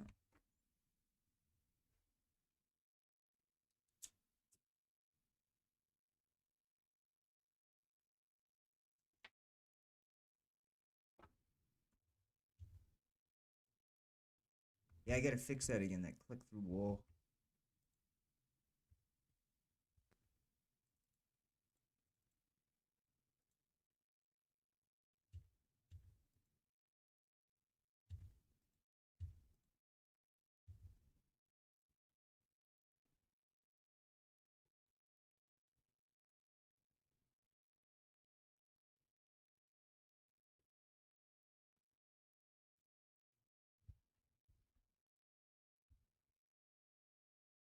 Yeah, I'm gonna make a little spot. You're right. I honestly didn't even think of that until you just said that. Thank you very much. That's exactly what I'm gonna do. Here, let me turn that up a bit.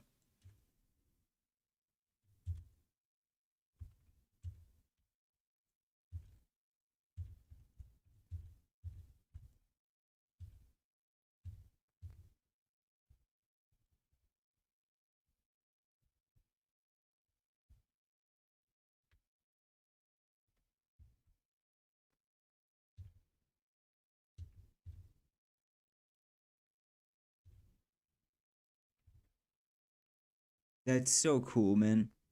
Wait till I get the enemy AI and rag, or just the animations and the ragdoll. It's so simple. We're gonna do that tomorrow because a lot of fun stuff's gonna start to happen now that we got some good systems underway. Like we could legit make like a tutorial out of some of this already. So now we're out. Let's see how far. Oh yeah, boom, baby. That's so much better. See how it pauses, and then you have time to plan. So anywhere we click next. I'm gonna make it so you can do two simultaneous attacks. I think that'd be really cool for a strategy game.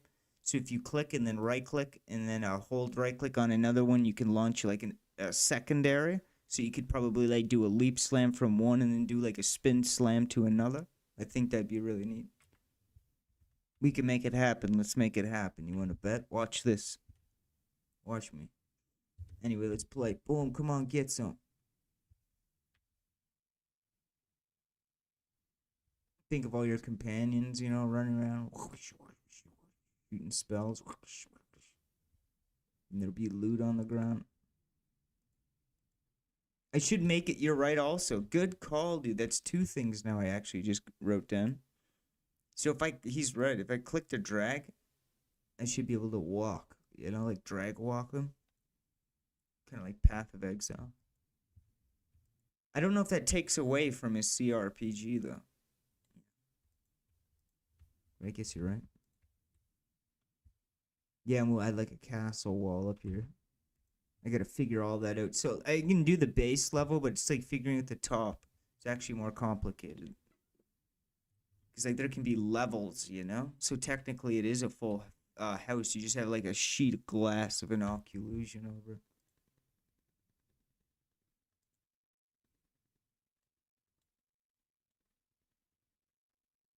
All right, yes, let's do that with the mouse click. Let's add like a little throbber button here. So let me see how I do that.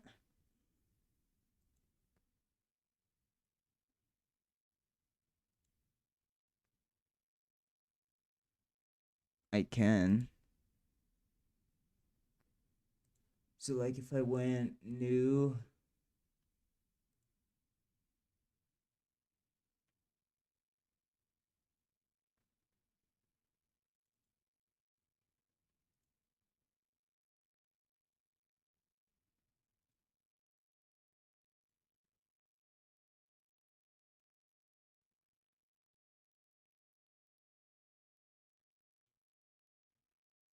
And then we can do the pillar.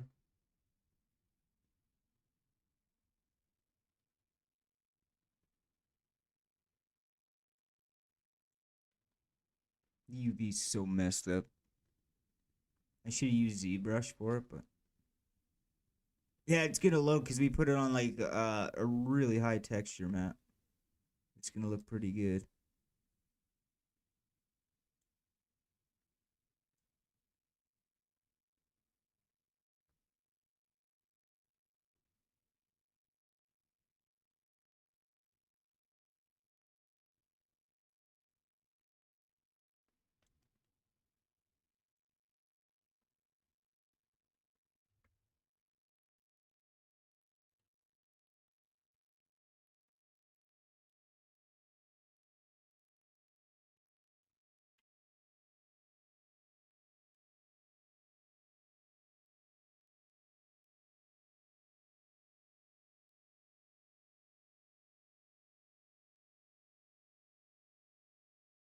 I have so much running right now in the background. It's crazy. This might take a second. We just crashed Substance. That's fun. I think it had something to do with that damn DirectX. I've never used that before, so I'll get it again. the first time I've crashed Substance. All right. What next? All we need to do is like enemy attacks, player health, and we pretty much have a game, which is really cool. A win-lose situation. So we're really close to having what's called a game, you know? And then we'll really get into the fun tomorrow.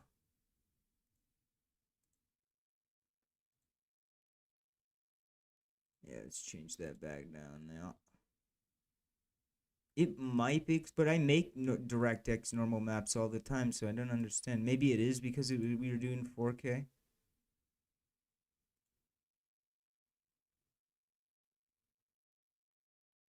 I'm only proficient with using Substance in one simple way, man.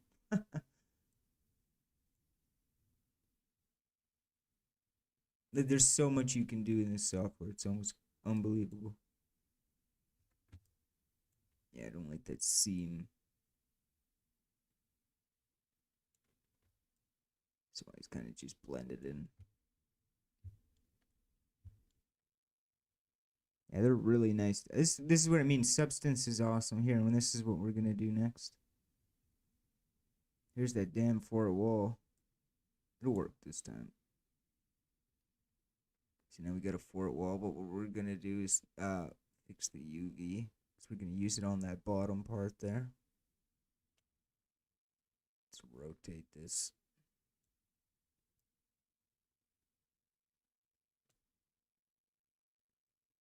What the fuck just happened?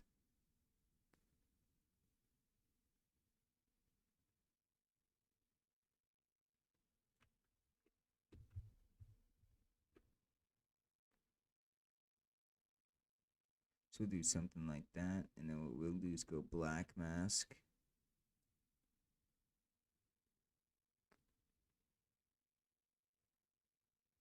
Oh, sorry, I forgot to do one thing first.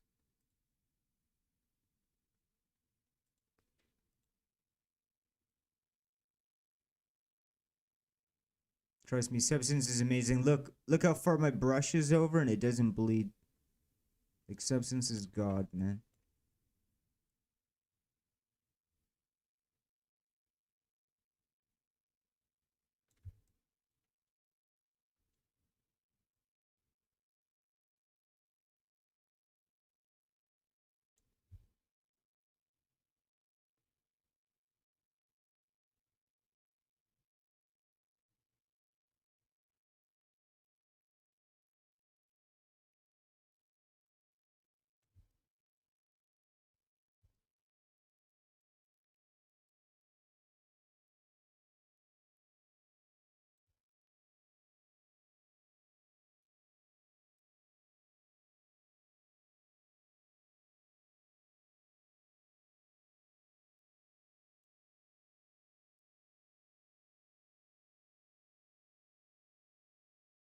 Ooh.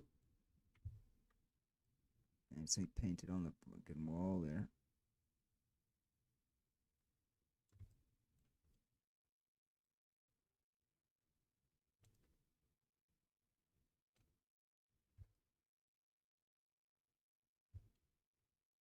It's a pretty damn nice pillar, guys. So I mean, for like,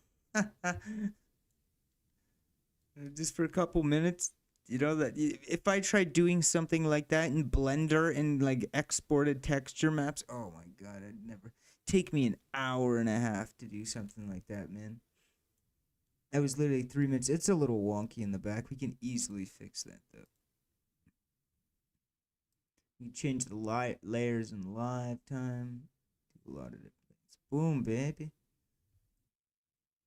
It's gonna be in the wall anyway, sideways.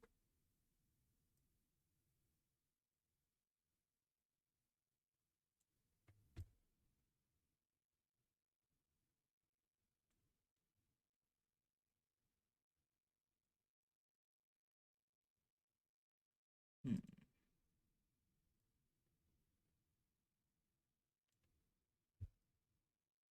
Yeah, there we go. That's what I'm looking for. Something like that. I wanted to have some gold on the base of this, but I do need to put black on the top. This piece. You can draw right on the UV.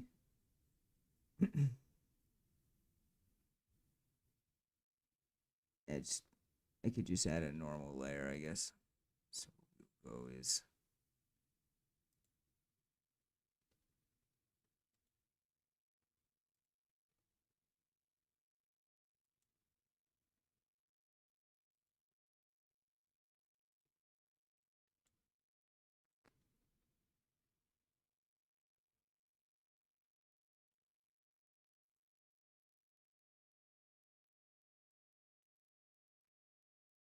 you just paint right on the UV. It's too godlike though. Like this isn't even bleeding over, man. Like look how far my brush hangs off, eh? Yeah, it's just because the UV on the top's a little messed up, I think. It's easy fix though.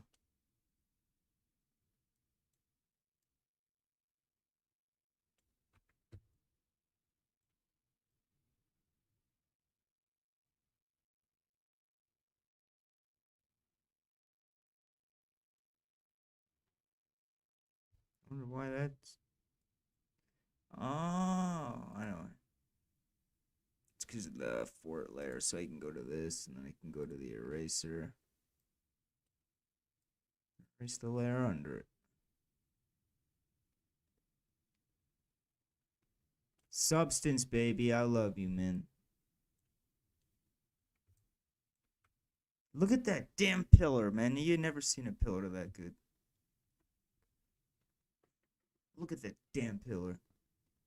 Look at that damn game we're making. CRPG, and it's coming along amazing. Speaking of which, I should save it. Yeah, we can even add some damage cracks to it. Watch this. This is the cool thing about substances layers, baby.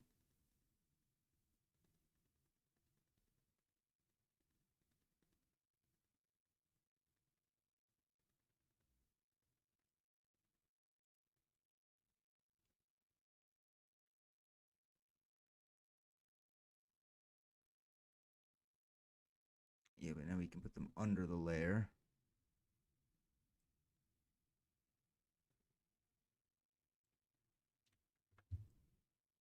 Doesn't that look sick, dude? That's cool, man. I love substance.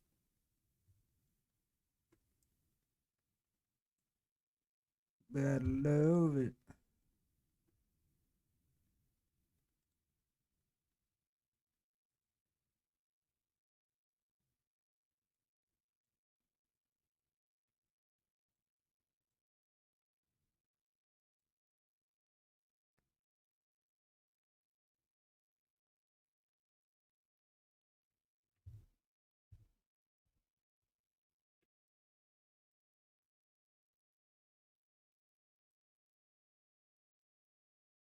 Why can't the paint? Oh, yeah, it's not on top. That's why. I think, what the fuck is going on here? If you make it a separate object, you can, yeah.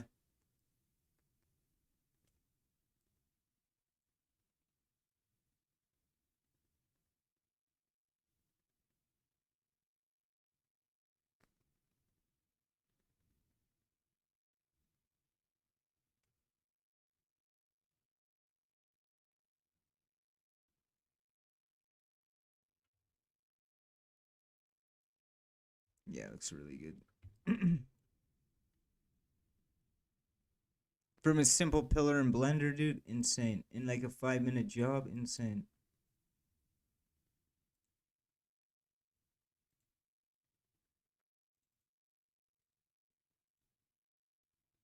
We just call this the pillar for dungeon pillar.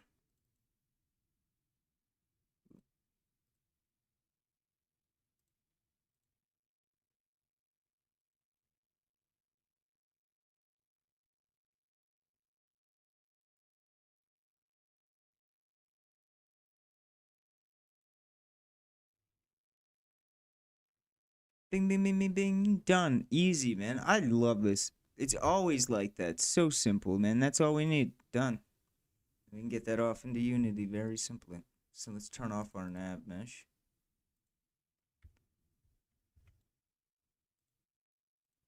Let me open the desktop. We need Unity, D pillar. Bring in all the maps.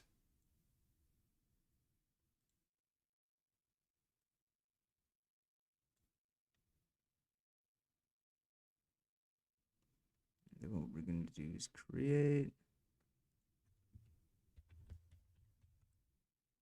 Call it pillar. And then we drag our maps.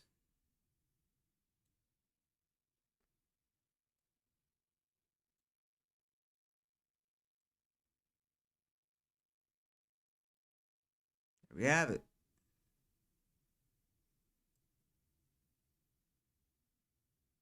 It's going to be really big.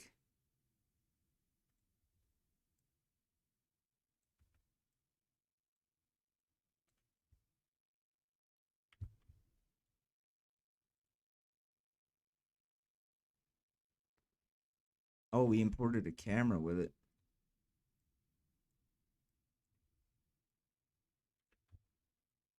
Oh, wait. So can I animate a camera in Blender and get that into Unity?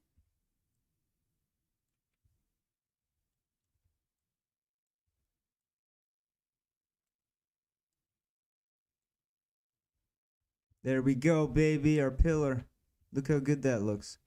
It's flawless, man. Like, Substance is too good at this.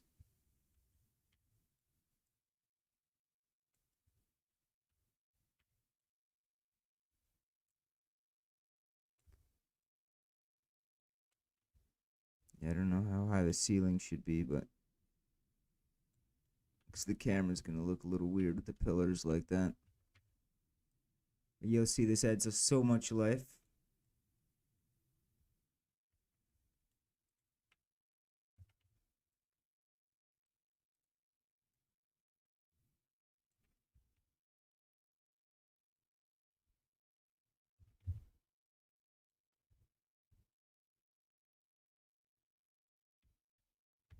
Yeah, we'll jump in and go look at our pill. Look how good those look, man. That's so sick, man.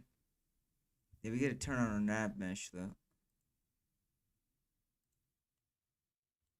Bro, we have a CRPG. Check this out.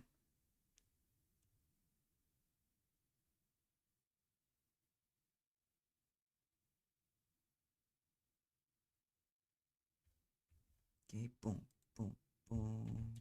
Tactical mode. Let's move here. Again, we're gonna block the view. Oh, that was good timing. That was good timing. That's cool, man. At least I got to test that. I was hoping I could try that to see what happens if I could bug it by trying something funny like that. So let's go get detected. Boom. Let's plan our strategy.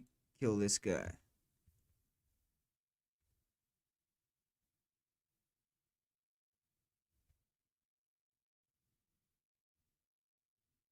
Awesome. So let's go look at our pillars. Oh man, those look awesome. They're a little off on the bottom from the aesthetic, but we can fix all that. That's just so cool, man. Like that's how you get those in from Substance. Now you know how to do it. All right, let's check it out. See what we're dealing with. All right, we got 2 guards up there.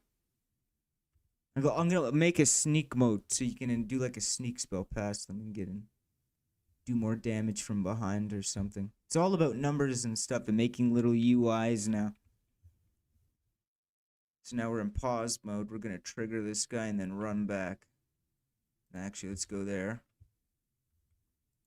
So we'll get a pause on the trigger. So let's run back and funnel them to the door. Turn and attack. Whack. Just like that.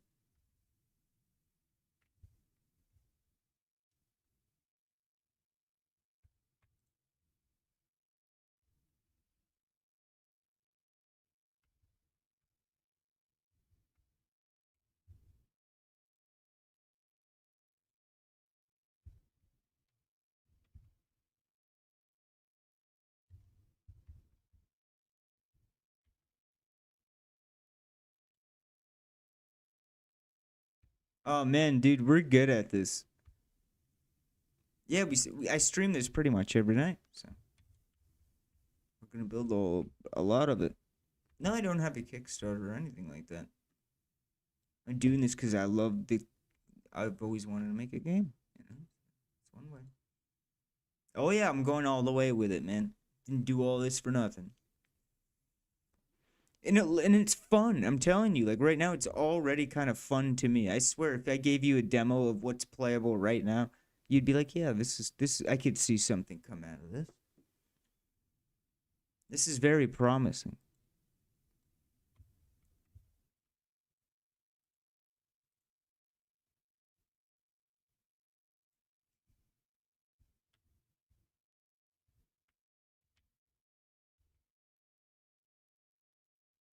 Yeah, that's cool, man.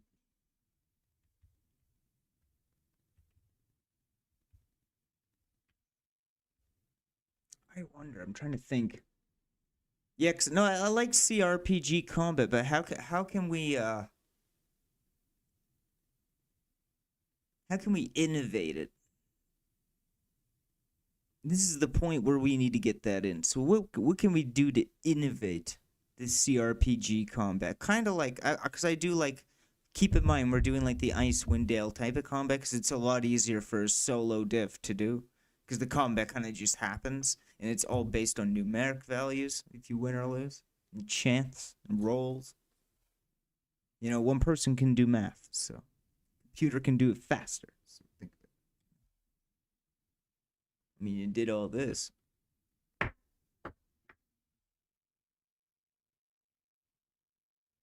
Oh, I love it, dude. Yeah, all we have to do now is add an animator to the just replace the cube with an AI. We can just put it right inside the damn collider. Yeah, because it'll work off of a blend tree, right? So as long as it's moving past a certain speed, it'll trigger the run animation. It's so easy to do. You just add the float speed, and then you just set it to that in your blend tree, and you just add your two animations, and you're done. That's it. And then we need to add an attack, so it'll be just like our player's attack right now. You know, it's like it's so simple. And this is the blend tree: walk, idle, walk, run. Right? And then it goes any state, so anything. So it can go from run or walk or idle to attack, and then back to our blend tree.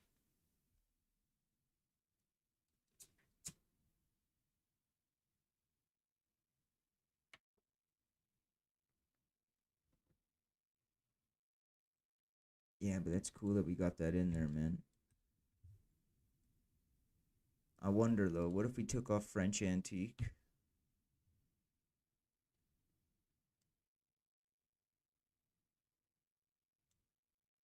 And then we went down.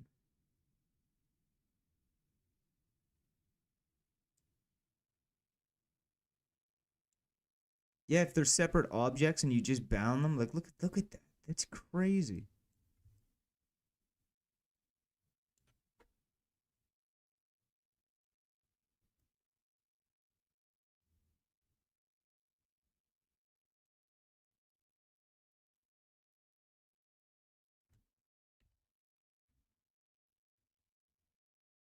Yeah, that's wild.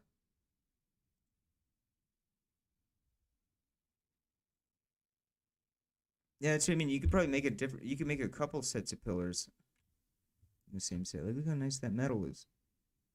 You can increase the resolution and everything. Yeah, but it's got to fit the aesthetic, right? As long as that top layer. Oh, damn it. These aren't the. You can download packs called SB SAR or whatever, and they come with bunches of them. I got a couple. This is what I use for the walls. I like this one. It's got a nice normal on it. Can even add that to it. Like a desert rock, you know? That's a really nice pillar itself.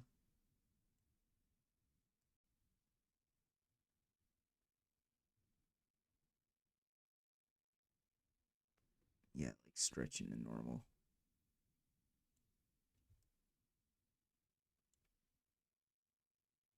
And you could even add the metal rock if you wanted, you know? And that's the cool thing about sub. And you just had a black mask if you just wanted to paint that, so you just go to black mask. You already have it set to UV tangent.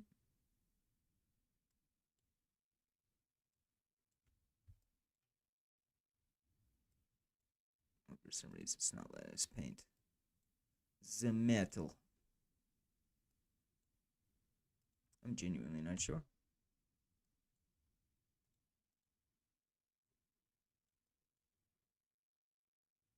I think it's already metal because it was in our base layer. I think that's how it works. Can't be sure. Yeah, you can add some cool stuff, man.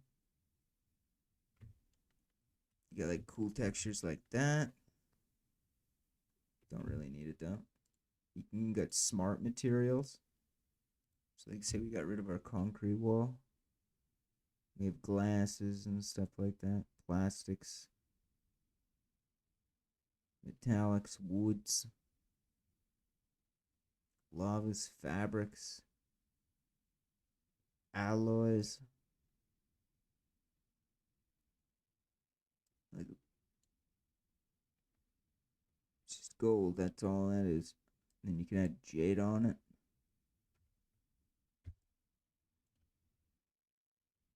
Maybe a gold jade. Look at all the different coats, eh?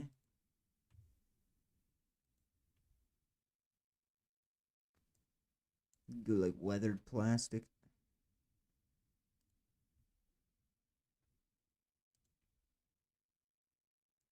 You got your wood. Really nice wood. You got rusted metal.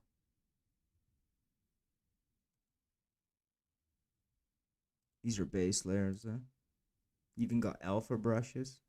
So, like, if you wanted to do some sculpting, you could even paste these directly on.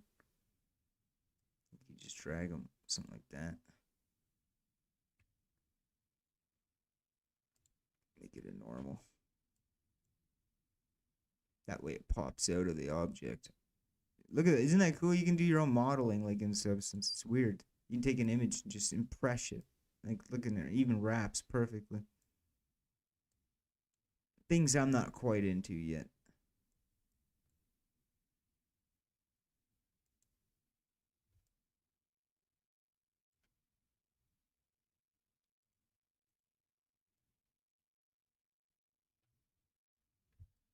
I don't know, something like that. I think that's how that works. I'm not sure, honestly.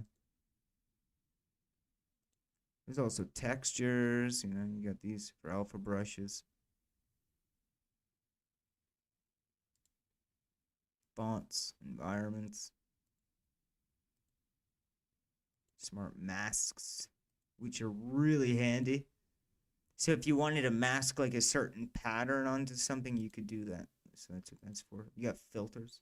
This is for changing your scene. You can change like the shading of the doohickey. You can even add like zippers and stuff to it. Sculpting.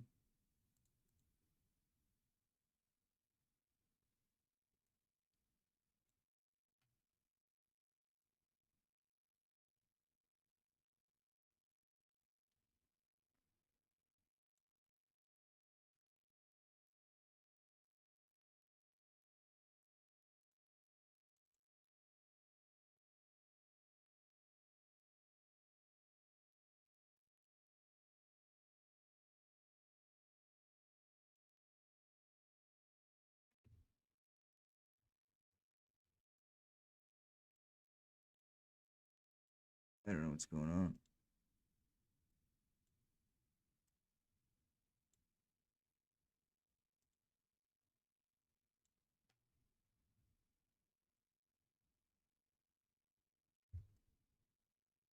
Oh, that's kind of cool.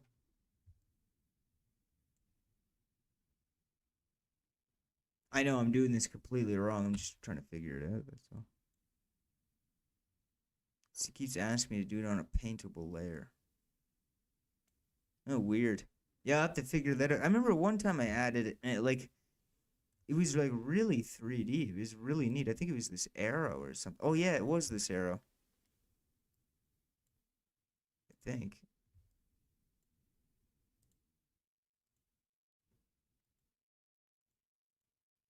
And you can put your own designs on it if you want. Yeah, and they wrap. And you can make them have depth if you want. Like, it's a really cool software, man. If you don't have it, get it. Brushes and all that. Anyway.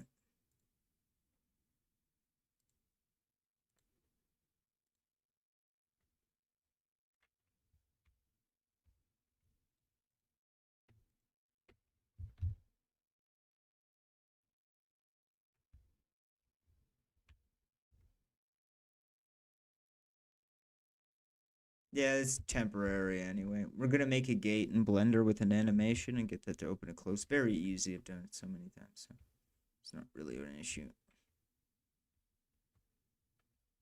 I can just take one of the normal floors.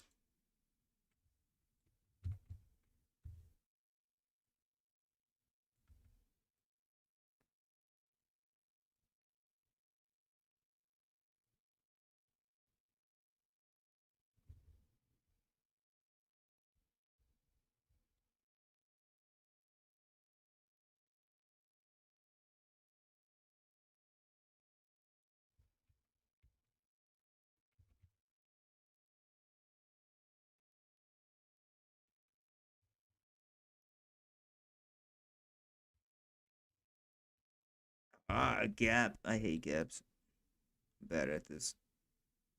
Yeah, I'll probably use like a. I'll make it all one mesh eventually. I just need this to test the gate and all that and the outside, and then I can just replace this area with a castle in a similar size. That will at least have scale, you know? It's a really good way just to do this with walls, and then go into Blender and just drop this in when you're done in Blender. Because I think it'd be better if I just do it in Blender. That way I can make the roof a separate object, and we can have that occlusion that we have.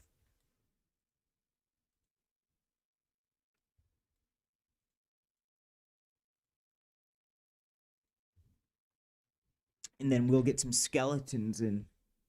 Yeah, we've used basic skeletons for the enemies from this starting place here. We have a really good start. I can actually start planning for the game now. I know it's fundamentally possible. A lot of brain work, a lot of sleep nights, you know? It's what I like. Like, remember when I said earlier I thought we'd still be working on the enemy by 12, and now it's just under 12 to 22. We're already way past that. Good. I need to put a distance on that as well.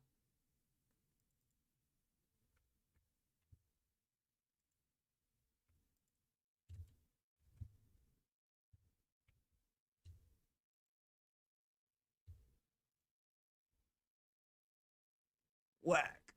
Whack. Yeah, it needs. You're right. It does need to have like a timer, like a randomized stat. That's what we're also going to be working on. I just need to get the attack to actually work first, right?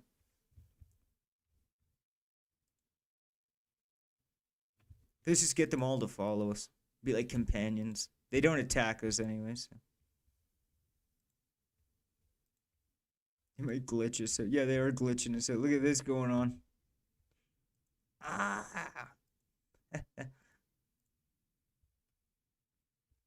We're getting mobbed.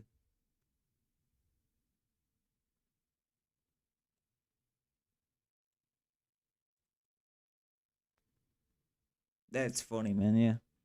Yeah, we'll add a companion too. He'll help us fight. It's gonna be so easy to add companions. This is becoming a lot more doable, like I said, than I thought.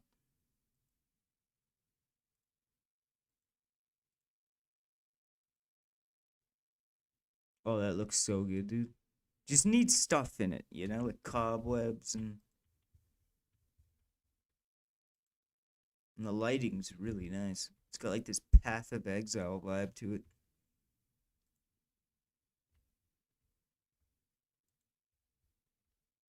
Let's see if you can do very complex pathfinding then. So it's yeah, this is that occlusion I'm talking about. So I need that for the roof, so you can see through the roof, but see how we can still kind of see it. And this is still a little bit too opaque for a wall. That's actually maybe not even too bad. It's kind of nice having the wall like that. So let's do something complex. Let's put them here.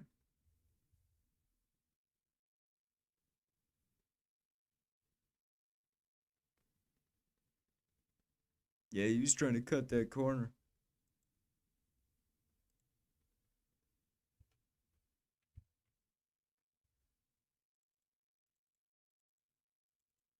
Oh yeah, the mouse, the cursor thing. You're right. So let me get into that. Let me see how that works with the Unity guide here. So yeah, let's see how a mouse button. Cause that's good. I need. Yeah, you're right. Like a little marker, even if it's just a draw. We'll just do a little draw call for it. So let's do that.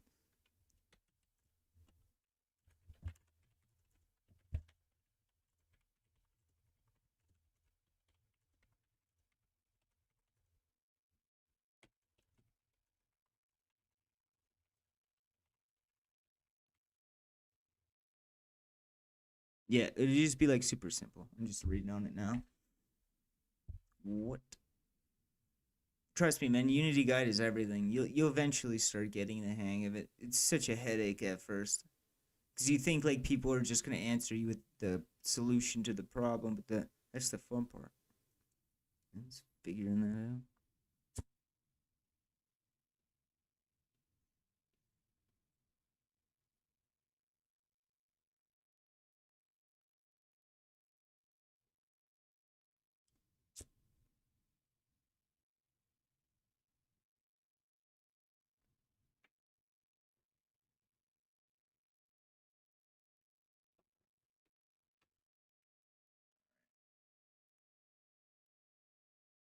There's actually a pre-made click marker thing there, so we're actually just gonna use that. It's just a basic one, just a.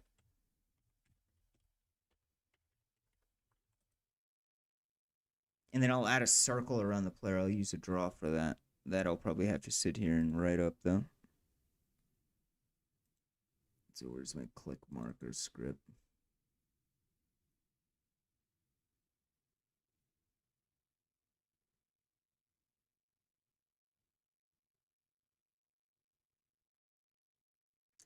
Holy.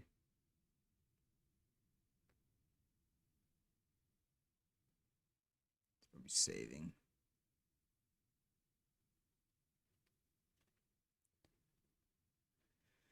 All right.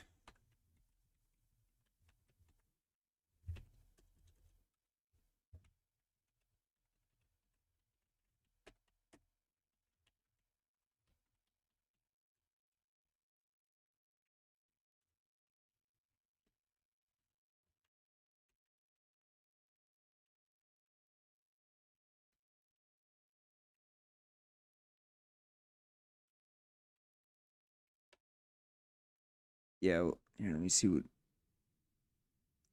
Is it still cut off? What do you mean? Looks fine to me.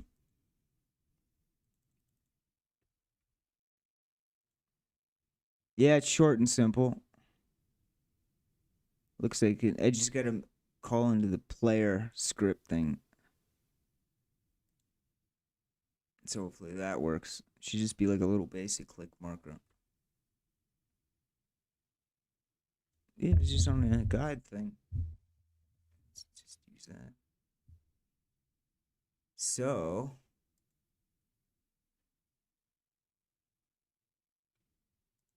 we're just gonna do this like this then. So we'll pull this away. We'll put our pillars in our scene.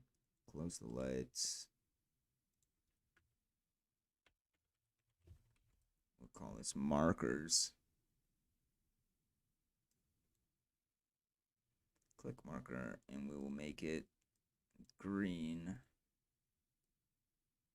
6 duration should just be fine.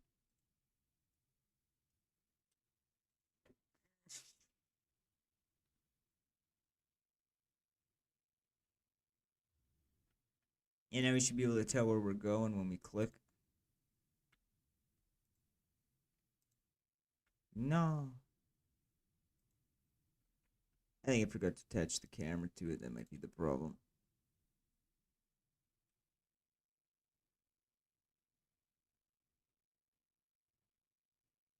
Oh, I'm stupid. So what oh yeah, I forgot to do something here real quick. Yeah. I have to make it an object. So where is that marker? And then I have to bring it into here as an object. And then it should be in our player controller, click marker. Right there. Bam. Yeah, I was wondering, is it what the hell? Yeah, I don't need to have it in this scene anymore. You're right, I can delete that. I see the markers cloning in the bottom there, but I don't actually see it. I wonder why.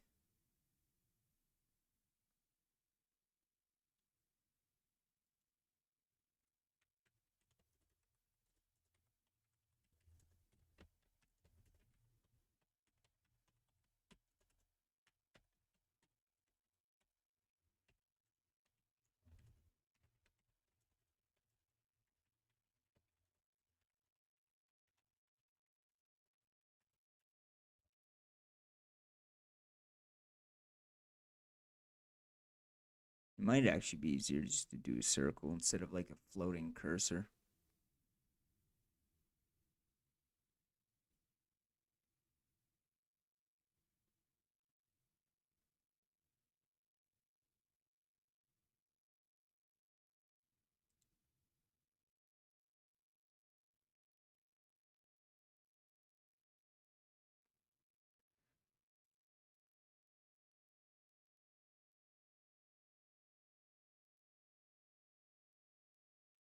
Maybe it had something to do with the default we did.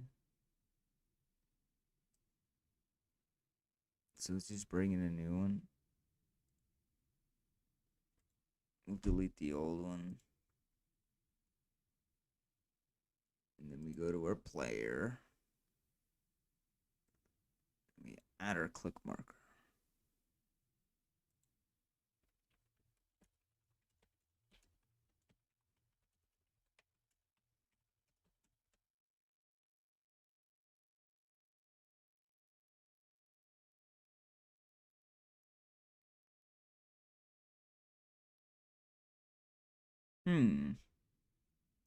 I think it has something to do with sprite. It's just gonna do a basic line render, then I guess the way I want it then isn't gonna work. I'm gonna use shader find. It should be running at runtime though, like as soon as we start.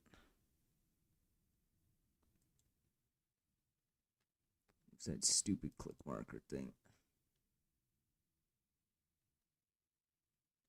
Oh Lord.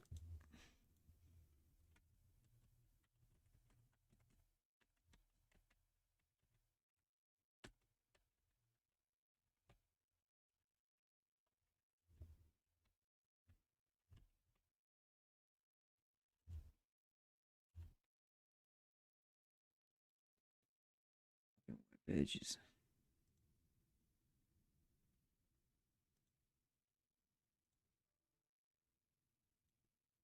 I don't know. Windows error. I don't know what the fuck that was. That scared the hell out of me though. I thought it was something to do with my Unity project. I legit probably would have had a freaking heart attack.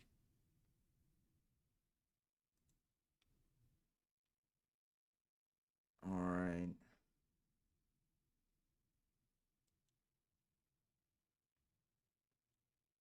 Yeah, just let me look at that one more time. I just gotta make sure that thing's correctly with the right case. I think that's supposed to be uppercase. Yeah.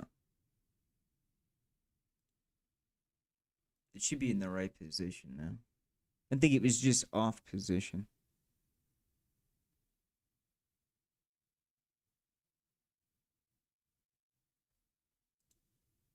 Yeah, I still don't see it.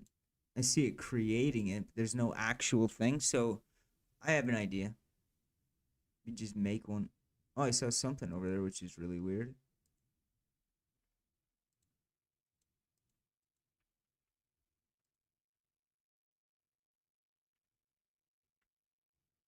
Yeah, I'll make the enemy turn to attack too.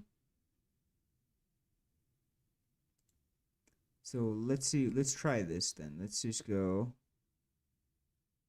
create a cube. We'll make it really small.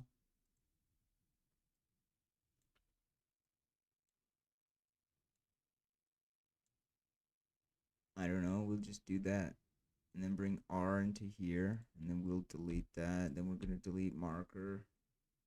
We're going to go into our player. And we're going to drag R into that slot. And wherever we click, that box should show up.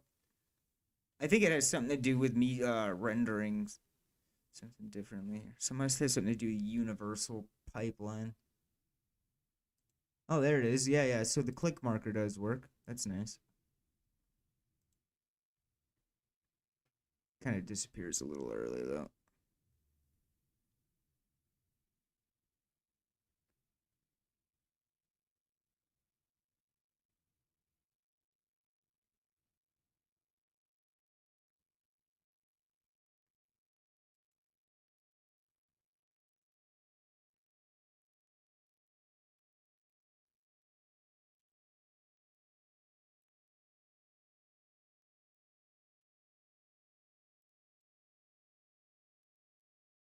Oh, yeah, cool. That's what I wanted to see, if I could see it.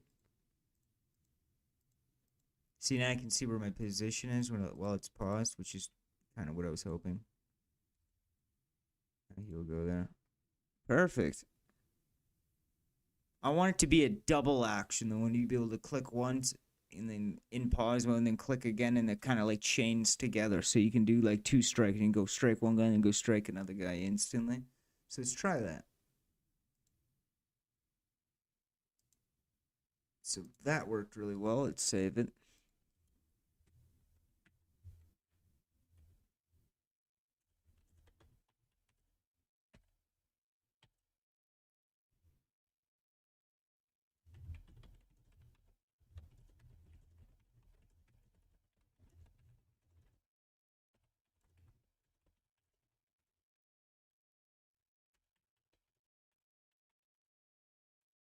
Mm.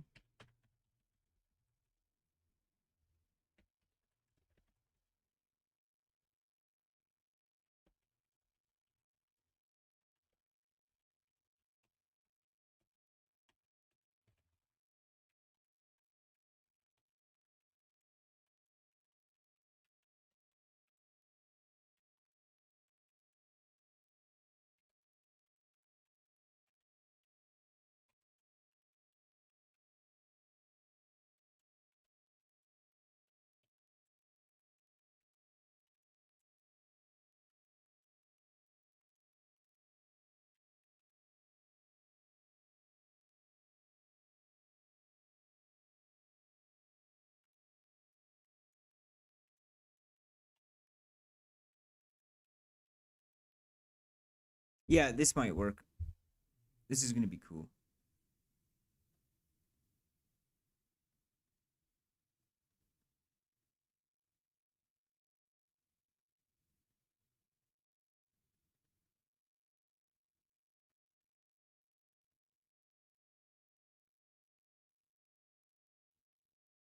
Yeah, yeah, hang on.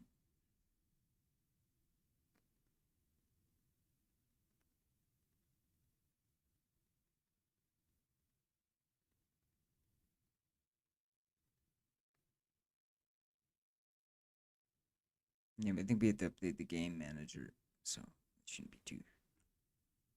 We have to update two things: the player controller and our camera. Yeah, we'll be able to add 2 points now. My double attack idea that no other CRPG has. You'll see what I'm talking about. If this works correctly, which it should. So I need to find my player.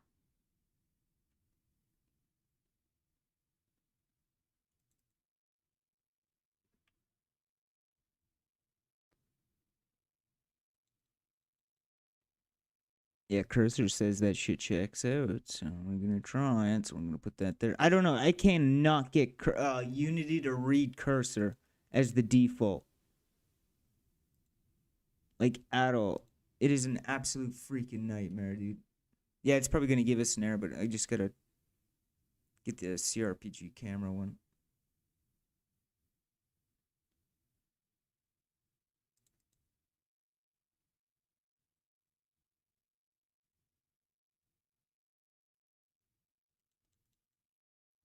Yeah, and then that one goes right there in there. Pushing that. Save. Alright, now we should be able to do double action. 2 actions. When we do from a tactical mode. So, for example, instead of like a CRPG where you pause and you can just click an enemy, and then when you unpause, he just goes and does that one action. For example, if you wanted to run around the enemy first and then attack and press pause, and then you can do your strategy, you can do up to 2 points, so move around the box and then attack. So let's give it a try. Ow, my neck. Oh, I actually might have to update the click marker thing. So anyway, okay, we got a click marker. So let's pause it. 1, 2. Let's see if he does it. No, he only goes to 1.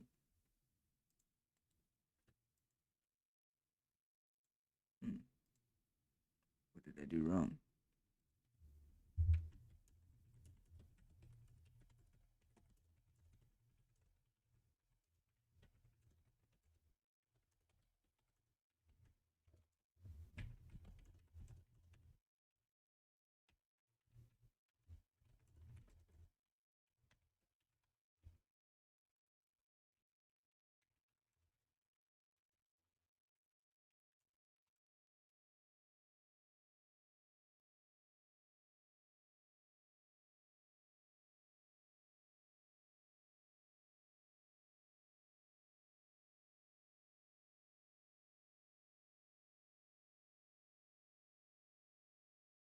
Oh, something to do with spawn marker. I think it was destroying. Yeah. I think it was set to just spawn 1. So every time yeah. I think I see what's going on. Yeah, I should have just done a draw line or whatever to him. That's only my player controller though, so this is an easy one. Fix that. Very easy. And then tomorrow we'll do enemy AI and rag. Well, we already have the enemy AI. We'll just do the enemy animation and ragdoll. And then from that point, it's all about just making custom attacks for each individual enemy. And little animations. That's the fun part. Alright, so we should have a queue now. So let's try that.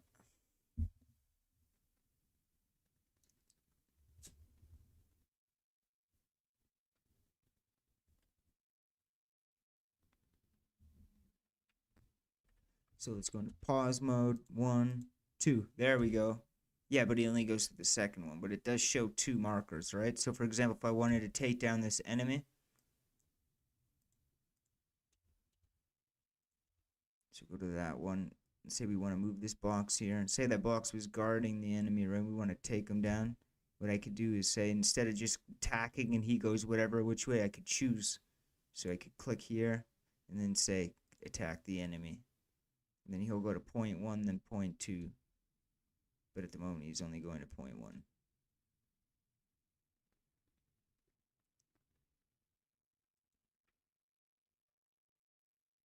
Oh, shit.